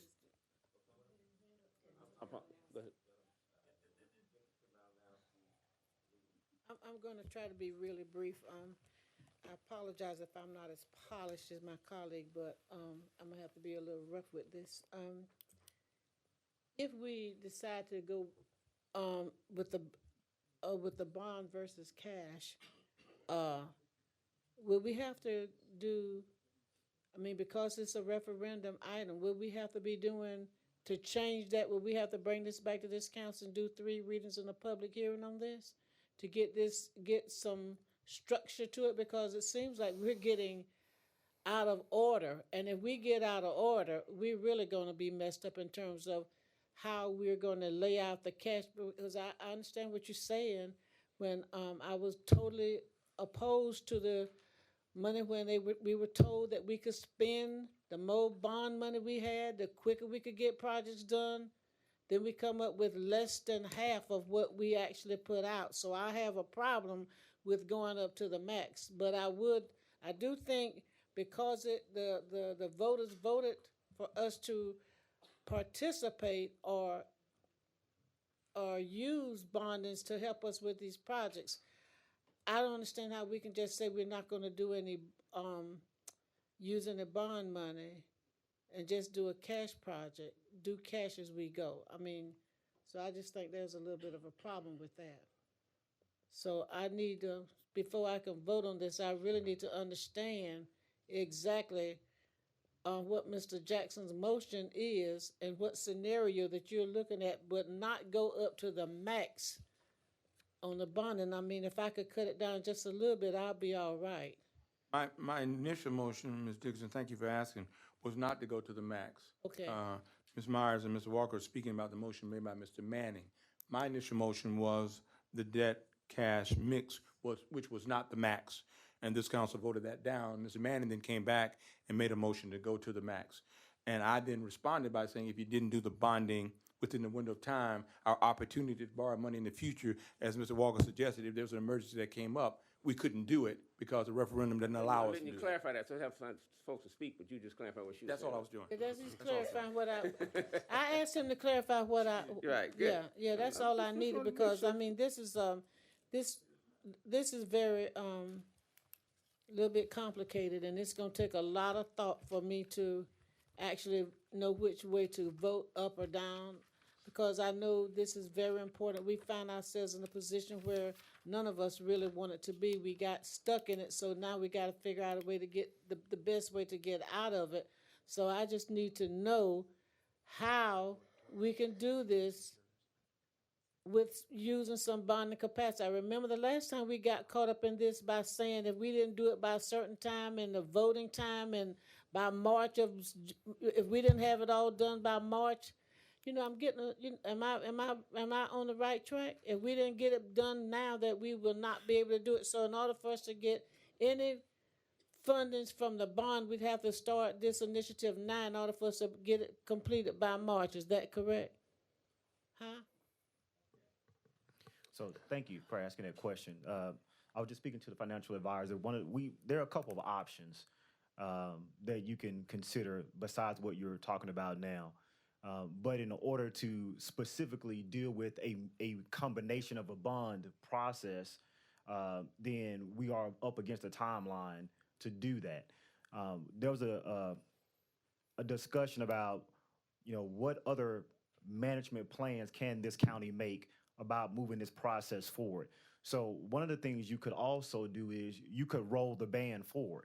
So you don't remove your capacity, but at the same time, you give yourself an opportunity to say, here's what we've decided, here's how we're going to move forward, here's what projects we're going to do. I think one of the things that we're talking about that, and I understand from the chair of the ad hoc committee and maybe some other council members, that these have been ongoing discussions. And where I find myself as the county administrator is, Mr. Niemeyer certainly has a task that he needs to perform, but part of that task is what projects will Richland County perform? And Mr. Niemeyer, to his understanding, the PDT, based on the process they went through, there was some time ago, there was something that was presented to this council that they felt like they were working off of that was an approval. Through discussions that I've heard since I have been here, that requires 3 readings in a public hearing, those items may not have happened in that process. However, we are still dealing with decisions that have to be made. And the cash flow bond process mix really requires the council to have decided on some level what projects we will do, to what level projects we will do, and that has not been decided. And I don't know if at this point, based on our conversations, you probably have maybe one more meeting where between now and then you would have to meet to decide that, so we can have the timeline in place to do a bond. But that's something that you could decide on tonight. But hearing what you're saying right now, I don't know if you are going to have the additional time to sit down and have that conversation about what projects Richland County will be moving forward. And then in order to do that, based on my understanding, is that if that modifies any of the referendum, you would still have to have 3 readings in a public hearing, which would mean that you would not have the time. So it may be more prudent for us to go with a managed course of rolling the ban, which does not prohibit you from the future opportunity to bond that you may want. And I think that you are probably going to need on some levels. And I'll let First Tryon speak to that to make sure I'm not speaking out of turn. But that is certainly an option. That is a managed care approach, which will allow you to make decisions, because Mr. Niemeyer will not be able, of his own volition, to decide what projects we are going to do. He does not have that authority within and of itself. It lies within the council. And so that is a big deal, as you all have mentioned. So if you don't mind, could you clarify, if we roll the ban forward, which is one of the options that we've talked about, and to give us a time to go through that managed care approach, transitioning to the in-house, seeing what we can do as a process, what effect does that have on our ability to bond under the referendum? Mr. Chair.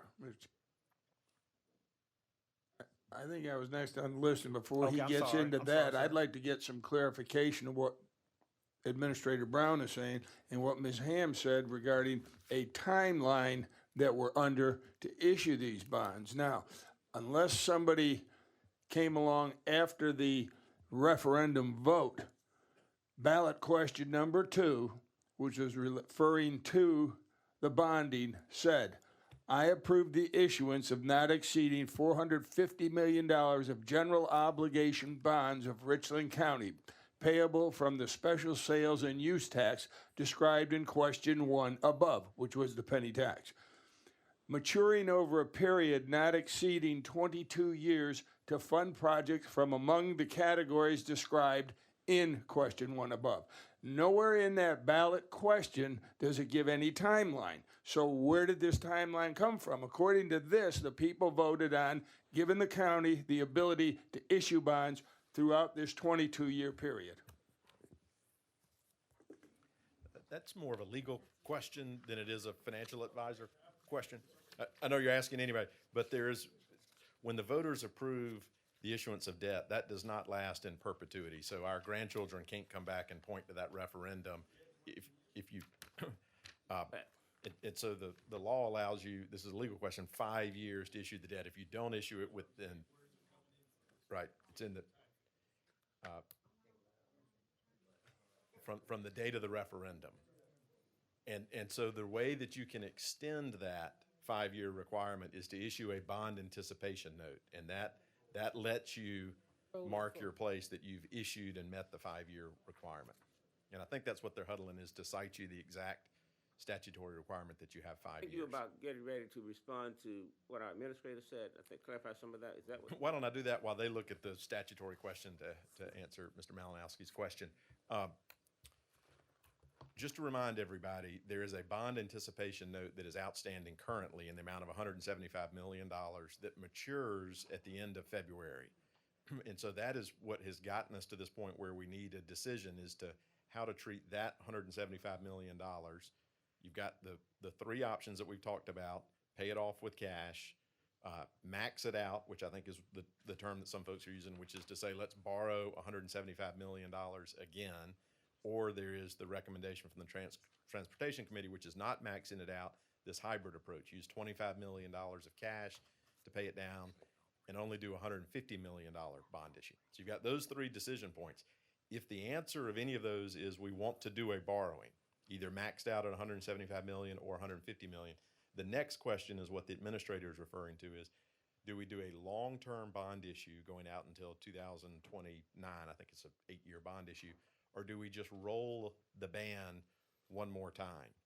And if you took the position that we really don't know how quickly we can spend the construction money, and we don't know the construction schedule, and we want to just wait a year, then you could roll the ban one more time. So we would be back before you in this time next year with the same question again. Unfortunately, you pay the issuance costs, the legal fees, the credit rating agency, our fees to do that, just like you've paid those already multiple times. The good news is interest rates are pretty low. You'd be borrowing at probably a 1.25%, and the money that you have invested is earning a good interest rate, about that, maybe even higher than the 1.25%.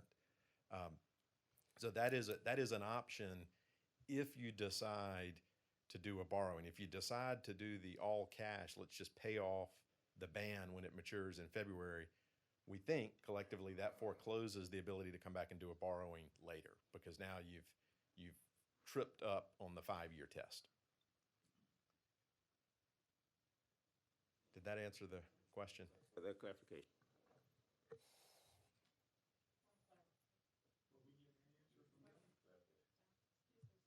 Yes, ma'am.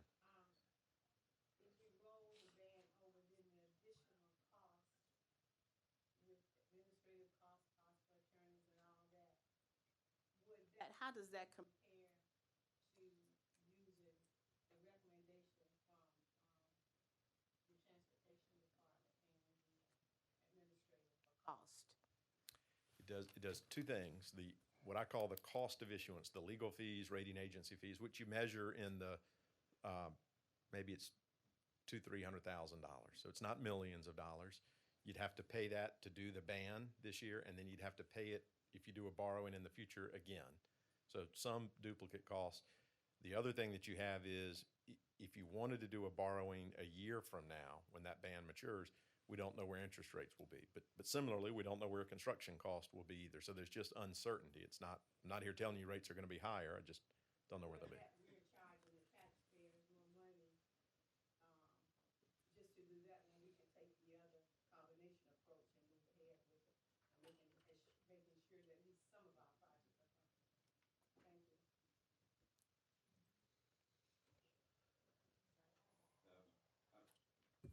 Mr. Chair, do we have an answer for my question? We'll go back to that, David.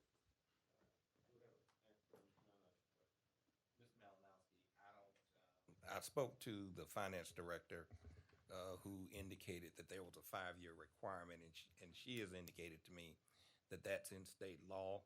I'm not familiar with that particular statute, so we're currently trying to locate that at this point. But apparently it's not in the referendum, as I understand what she indicated. It's not in the referendum itself, but it has to do with the time frame that's somewhere in state law as it relates to bonding and your ability to bond. So we're looking at that now. Further clarification on what Mr. Goldsmith said about borrowing the money at a particular percentage and investing it and earning a higher percentage. I thought that was against the law to do that. You're correct. You can earn up to the arbitrage yield on the bond. So you can't earn the positive arbitrage, but you can get back to a neutral cost. If you're paying 1.25 and you earn 1.45, you've got to rebate the extra, but you can get back to a net neutral during the time while you have the money. Who would I have? Ms. Newton, I have you on the list, and Newton and Manning. So, a few questions. The first question for you regarding the rollover option, just so that I'm clear on what you've enumerated as some of the benefits of that. So, were we to do a rollover, it incurs some costs, albeit less fees than if we took out from a fee perspective, we're not necessarily paying higher fees at this point than if we pursued any of the other options. Is that correct? Then there's some costs down the line that we don't know because of interest rates, but at this moment, in terms of the cost for the taxpayer, they're close. Is that correct? Correct. All right, so that was one question. And then in terms of doing the rollover, what the rollover would potentially allow us to do is it would allow us to use the pay-as-you-go model over the next year, for example, and then reevaluate at another year from now if we in fact needed those funds or if we didn't. Is that correct? Correct. So we incur fees. We incur fees either way. We would preserve our ability to bond in the future if we so chose or not. So essentially, it just delays the borrowing and gives us the option to do it later. But it would give us the opportunity to continue to operate now. Is that correct? Correct. And if you do the borrowing later, you decide to do the borrowing, then you've paid double the issuance cost because you paid the cost of issuance for today to do the ban and to do a borrowing a year from now. Got you. But that presumes that we would eventually do a ban. And I would hypothesize, quite frankly, that if we did the years pay as you go, that we would have a model that wouldn't require that. But that is my guess. So my next question, also from a deadline perspective, I understand that we have to make decisions to move forward. I was under the impression that whether or not we issued a new ban or rolled this ban over, that would require action by council in December. Is that correct? Okay. And then whatever we decide, you nodded your head, so I took that as affirmative. That's correct. Timeline-wise, David, Mr. Shewood, who you know, he said that, yes, December is going to be our bump up against the wall deadline. So, yes. Correct. And then my final question is, whatever it is that we decide, just so that I'm clear, I think Ms. Dickerson asked that, does that require 3 readings and a public hearing, or is it simply we vote and then we're able to move forward with whatever the option is? So from the financial perspective, I was not aware that it required 3 readings and a public I'm not aware hearing either. to I'm do just that. confirming that we would not. Correct. It does not. Okay. So then again, we have to make the final decision by December, and that does not mean I'm suggesting we don't vote tonight, to be clear. I just was clarifying what that timeline is. So you've answered those questions. And then my final question was for you, Mr. Niemeyer, and I wrote my notes so long ago, I'm not quite sure what this says anymore. But regarding the models that are before us, and we've discussed this many times, that the models are as good as the assumptions that they're based on. And so I think that my question was, what would be the implications of if we decided to do either pay as you go or rolling it over, the implications would be that you would have to go back and change the assumptions that you were using to move forward with the projects. Is that correct? That's correct, ma'am. Okay. Thank you. Ms. Newton, if I could just clarify one of my answers. I do think if we're going to wait until the December meeting, I would encourage us to go ahead and start preparing as though we were going to do a borrowing at the staff level, the attorneys. We can stop it in December, but I'm mindful that we have to get it sold and closed by February so that we don't default on the existing ban. So while you all decide, I'll probably say the staff and the professional team needs to put our skates on and be in a position we can stop it. Sure, and I just wanted to clarify, again, I was not suggesting that we defer the decision. I just wanted to be clear on what the timeline is. Thank you. And thank you, Mr. Chair. Thank you, Mr. Chair. With regard to the issue of the bonding and the 5 years and whether it's in the referendum or where it is in the law, is that something that our bond attorney could answer for us? Mr. Manning, I think I have the answer at this point. Great. Okay. It's in section 4-15-30 of the South Carolina Code of Laws, and it basically says in subsection A, the authorities of the county may issue general obligation bonds of the county to defray the cost of any authorized purpose for any amount not exceeding its applicable constitutional debt limit if, this is A2, the bonds are issued within 5 years following the holding of the election. And under AC, it says the 5-year period required under A2 of this section is told when litigation contesting the validity of the election is pending. And if you recall, there was a challenge to the penny sales tax situation that got contested, and it's my understanding from the finance director that gave us an extra 6 months. But on the 5-year matter, it's not in the referendum, but it is in the state statute. Thank you.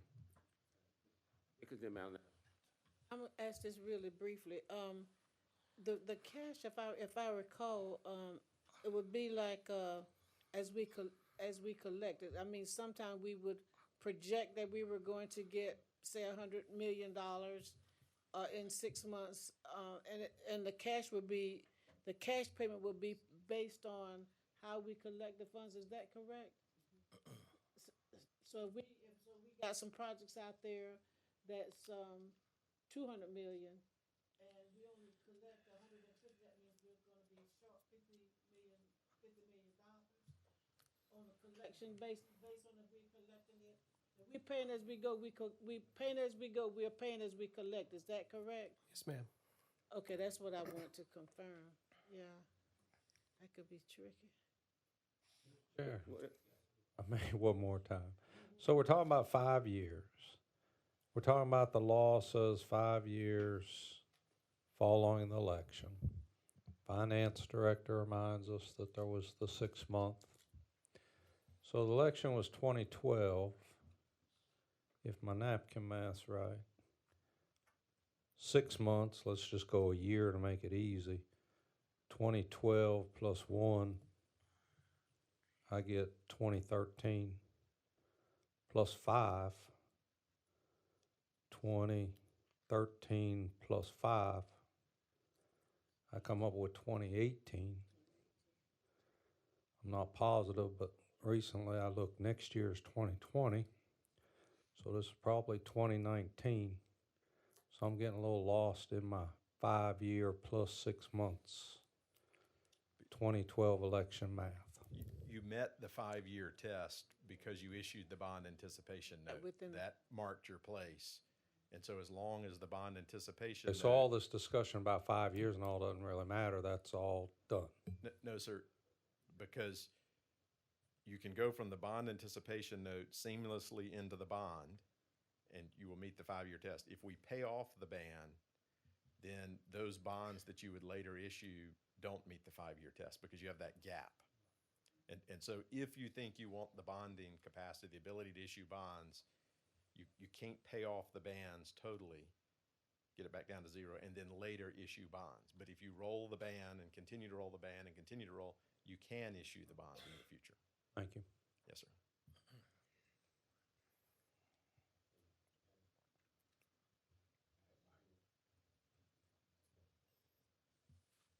I guess I'm all for spending the referendum amount on the roads. And since we'll never have any more to spend on roads than the referendum amount, because that's the rule, it just seems to me that we are consistently putting the cart before the horse. If we had a plan for exactly what we could do and want to do, then we'd know how much money we actually need. In this context, what we're saying is, let's go get some money and then we'll figure out what we're gonna do. It just seems to me that the urgent need is to figure out what we're gonna spend on what projects, which projects we're gonna say we're gonna go over the referendum amount on and figure out how to do it, do 3 readings and a public hearing, which ones we're gonna reorganize and have the real conversation about the penny, and then figure out the money. It just seems to me you would never go car shopping and say, oh, I'm just gonna go and figure it out. And you end up picking out something you can't even afford. Let's figure out what we can afford and then figure out what money we need. Mr. Nehemiah or Stacy from Finance, if we pay off the band, can you tell us how much cash we'll have left on hand if we pay off the 175? Do you know?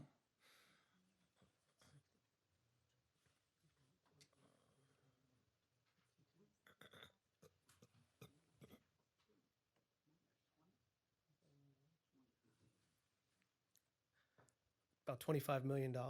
Thank you, sir.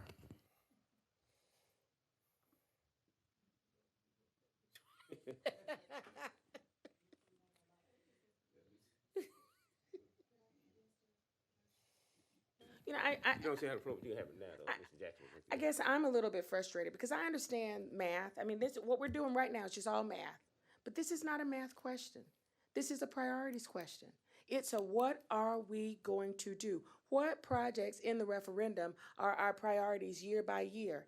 That drives the math. The math doesn't drive it, and we're doing it the backwards way. And so I understand that if we pay down the band, which we have to do because it was a 1-year bond anticipation note, we have $25 million left, and that's not enough to do what we need to do. But guess what?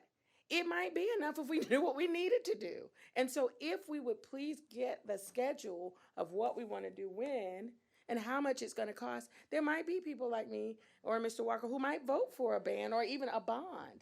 But right now, we do not have an accurate schedule. We have yet to say that in the next 5 years, this is the county's plan. We're working off of a legacy plan that both our administrator and Mr. Nehemiah have stood there and conceded is not likely accurate. And they've both said it needs refinement.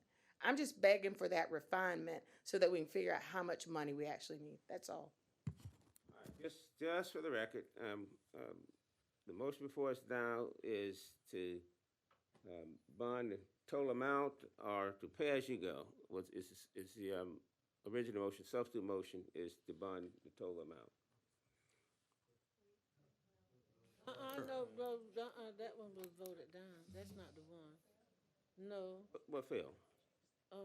No. No, it didn't. Option The 2 hybrid failed. one failed. Mr. Manning made a motion, Mr. Walker made a Those are the substitute. two that I cited. Mr. Walker's original motion, the pay as you go, and then the substitute motion by Mr. Manning was the bond total amount. So we did from one extreme to the other. Wait, point of order. Did Mr. Manning's motion get a second? Okay.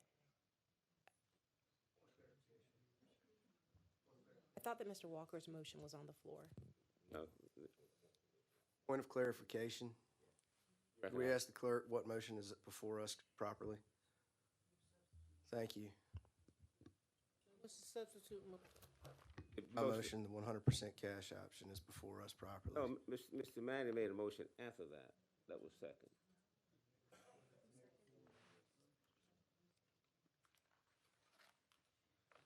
Somebody need to come up with a motion so I can vote.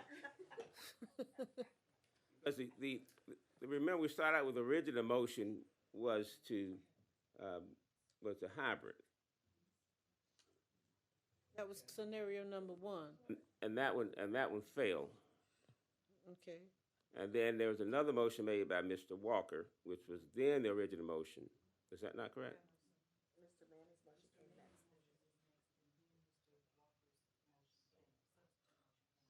Mr. Manning's. Right, so what's before us now is a pay as you go, is what you're saying? Okay.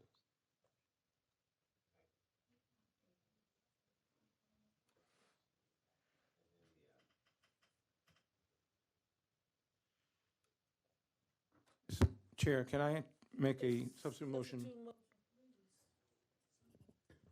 Mr. Chairman, I make a Yes, you substitute can motion? make a substitute Thank you. I'd like to make a motion based upon the administrator's recommendation that we roll the ban forward for another year. Second. Moving properly second, to roll the ban forward for a year. So that is the motion that's proper for us now. Mr. Mellon, you recognize. Mr. Chair, thank you. Clarification here. We had a motion initially that failed. We had a substitute motion that Mr. Manning made, and then That was Mr. no longer a substitute motion. That became original motion because the other one failed. That one it was made after the first one failed? Mhm. Okay, thank you. So this is a second substitute. Roll forward. Yes. May I ask a little, make sure I'm understanding what I'm going to either push yes or no on? So if we do the roll forward, that means the ban is still alive just in case we need the money. It's like a reserve. We kind of reserving our options. So if we need some additional funds, then we can have it. Is that what I'm understanding? Mr. Smith, Mr. Brown, somebody tell me. Yes, ma'am. because I'll my answer your council question. members So, are just like yes, me. ma'am. That is correct. You were basically reserving your option. For what it's for a year. So you can't do anything before that time without some financial penalty to try to do it earlier than that year. And I'll have again, Mr. Goldsmith, correct me if I'm wrong on that. But so you are preserving that opportunity, but you cannot do anything prior to that without some financial penalty if you want to do any borrowing. Clarification. No, that's your. And what's the approximate cost to keep this alive, Mr. Goldsmith? I think it'd be about 1.25%, give or take, in terms of interest rate for a Of year. the 175 million. If you decide to So roll what the is that entire in- ban. Okay. Thank you. I'm sorry, just to make sure that I clarify, because I have different information. So what I thought that I heard you both say is that with the rollover option, while it does preserve our option to borrow in the future, those monies are not actually available now. So they could not be spent or spent down. No, they could be spent down. Okay. So, thank you. So, Mr. Jackson, your motion was to roll the ban Forward for a year, that's correct, sir. for a year. Which will give us time to address the issues that Mr. Walker and others have raised in case there are possibilities that we haven't thought of tonight that might come up in terms of work.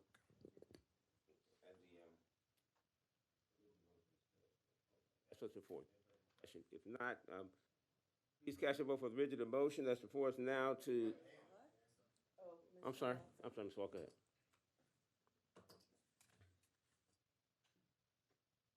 So in the spirit of progressing this program forward in the most efficient, effective, and proper way, my question is there an option to roll a portion of an existing ban? In other words, we've heard the option to roll the 175, which maintains our borrowing integrity for an additional 12 months. There are fees associated with that. I understand that the offset on the interest is the arbitrage. I'm not concerned about that. I understand that mechanism. I'm concerned about the fees. If we were to roll some number of the ban, as opposed to the full 175 million, would there be a significant delta in fees, or is it pretty much the same irregardless of the amount? It's pretty much the same. It should be lower, but probably by tens of thousands, not right. Thank you. For discussion, if not, cast your vote for the motion before us, which is to roll the current ban.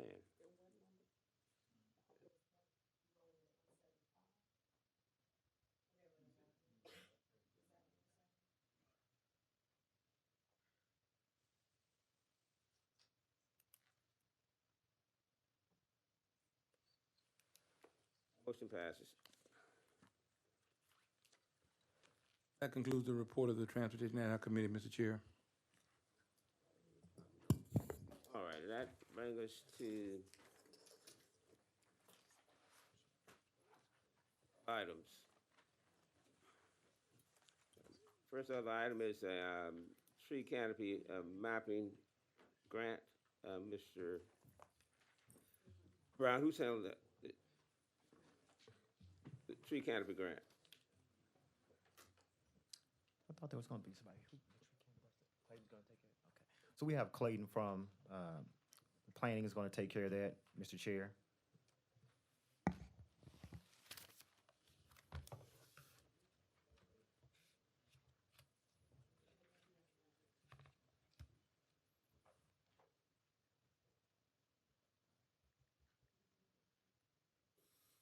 Good evening, Clayton Voynier, Community Planning and Development Director. This item is actually being moved forward on behalf of the Conservation Commission. And the Conservation Commission is recommending approval to submit a letter of intent for a grant from the Green Infrastructure Center and South Carolina Forestry Commission for tree canopy mapping and a planting strategy. Staff recommendation? The motion, Move entertain to a approve, motion. Mr. Chair. Second. It's moved and properly second. Any further discussion? There'll be none, please, I'm sorry, Mr. Malinowski. Thank you, Mr. Chair. My question is, if they voted unanimously for this approval at their regular meeting on October 21st, why wasn't this at our last meeting in November? If it was so important to have this done. As I understand it, there were several revisions and reviews that needed to be done that could not get it on the previous council meeting. Well, you didn't even, they could have given us a heads up it was coming, but page 268 of our agenda shows a dated letter, November 6, 2019. It already indicates it's gone forward, signed by the conservation chair. And at the last paragraph, it starts out, we look forward to partnering with the GIC to set strategic goals for our county's forest. So it looks to me like this is already a done deal and it's been sent as of November 6th. This is a proposed letter of intent. It's a proposed letter with a date in it and signed. All right, well, I'd like to know if anybody ever went back and looked up if Richland County's done anything previously. Because on June 5th of 2012, the DNS committee, it directed staff to gather all existing information from GIS, DNR studies, and Forestry Commission resources about the existing tree cover in Richland County in order to see what information was presently available. And that was a unanimous vote. So whatever happened to that? I don't have the answer to that question. Well, I'd like somebody to go back and look and see. We may already have a lot of this information. I realize they're giving us a grant, but I think we need to find out if we've got this information, why we're not coupling it with this. Thank you. My understanding is that we don't have it, but I can check that information. But that's my understanding. Further discussion? Thank you, Mr. Chair. So the two questions I have, the funder requires the elected body of the county to approve this application before it goes forward? Is that why it's before us, or is there, usually grants are written all the time here at the county that don't come before us, so I'm kind of curious why this one's before us for approval. To Mr. Mann, is it because the grant requires a $25,000 match on the part of the county? I'm not aware of a grant requirement that it needs to come to council. I was just wondering if the way that I read the document, which may have been incorrect, said that it required an in-kind contribution on the part of the county. And so I was wondering if that financial obligation was the reason that it was coming before the body. I believe that was the recommendation, but I don't know that that was a specific grant requirement. Hey, do you want to respond to this question? Yeah, well, I was just gonna answer that particular question. Most of the grants are, you all approve during the budget process, but we do need council approval for every, be it there's a fiscal impact or not, we normally bring it before council so they can officially approve. All right, the motion before us is for approval for the grant application here. Cast your vote. Y'all may not have nowhere to go, but I do.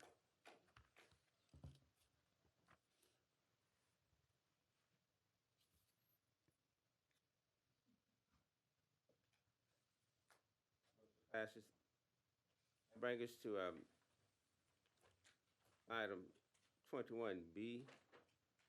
Move for approval, Mr. Chair. District and hospitality tax allocation, moving properly second for approval. Any discussion?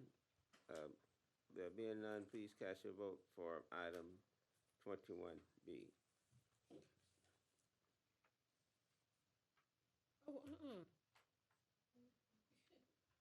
Mr. Chair, this is saying up here that that's the tree canopy mapping grant on the screen.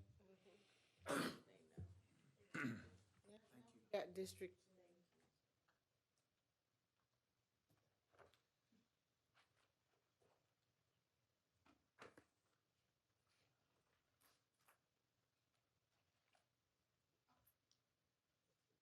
Move for reconsideration. Second. Motion, is it motion reconsideration for item? Yeah, moved in second. Is it motion reconsideration for item 21B? Is there a second? I second it. Moving proper second. Please cast your vote.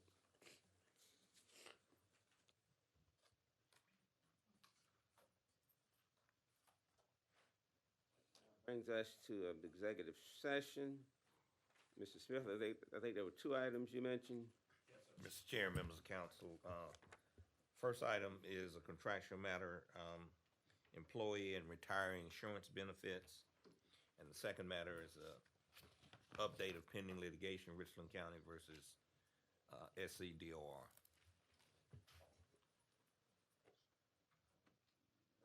Okay, most go to executive session. So moved. Moving proper second.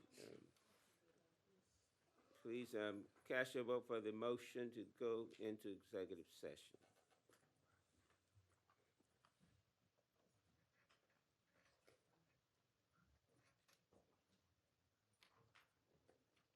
An executive session. Hey, Mr. Jackson, can you ask me so I feel a little better?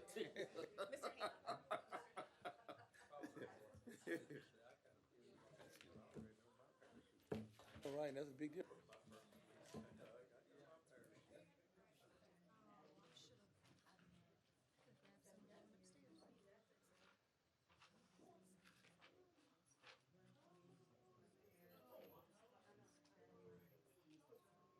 Entertain motion to come out of executive session. So moved. It's moved. I'll get a second. Second. Move proper second. Please cast your vote. Come out of executive session.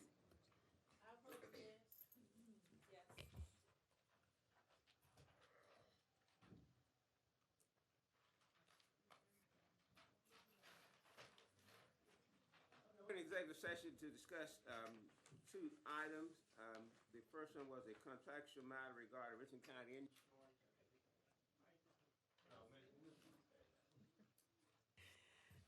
Thank you, Mr. Chair.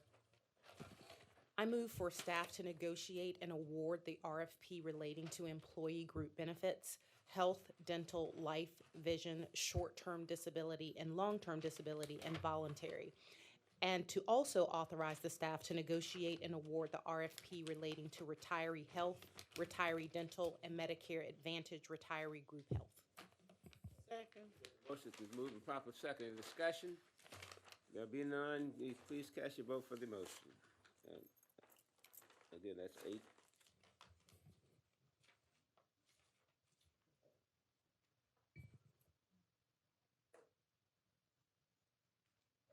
Passes. Our other item. Mr. Chair, I move to reconsider. Second. Motion for reconsideration, properly second. Any discussion? There be none. Please cast your vote for reconsideration.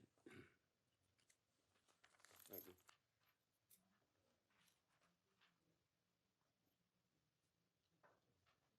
Now that brings us to the second item we went into executive session for. That was item 8B, pending litigation, Richland County versus Sacramento Department of Revenue.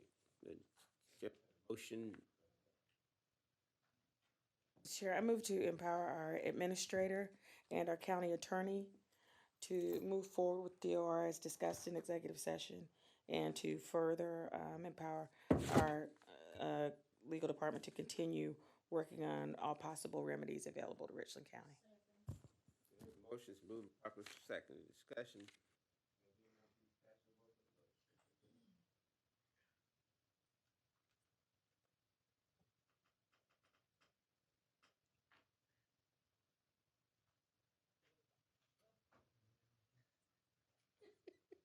Passes. Do we have anything for the motion period?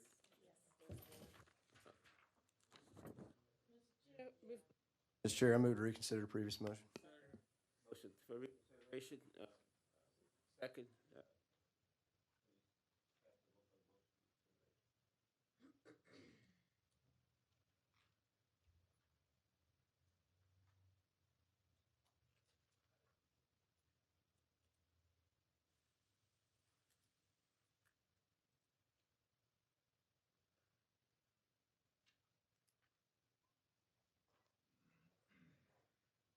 Next item before us is a motion period item. I have a motion, it says, the county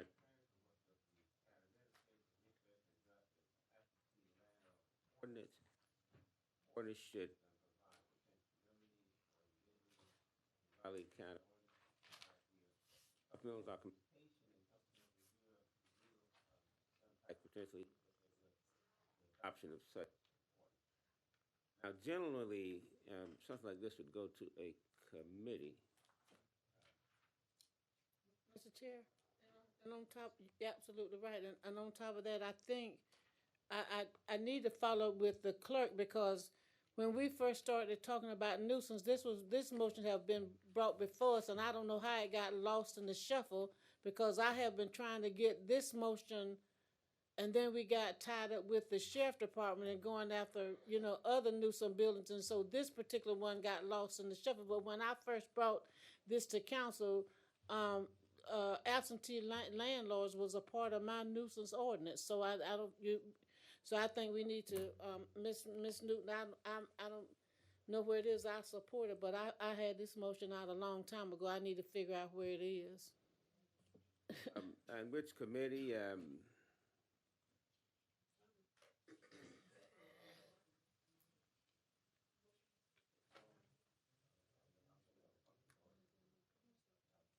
We'll send it to a DNS committee meeting. Committed.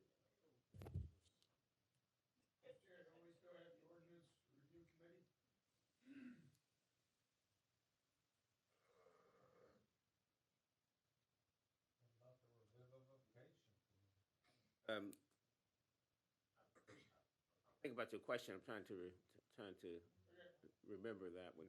But if we do, I'll send it to that. If not, I'll send it to DNS. Right. Look at the. That the only one before us? Well, the fact of the matter, I want my name associated with it because this was my original motion. I'm gonna put Dickerson right by Newton right here.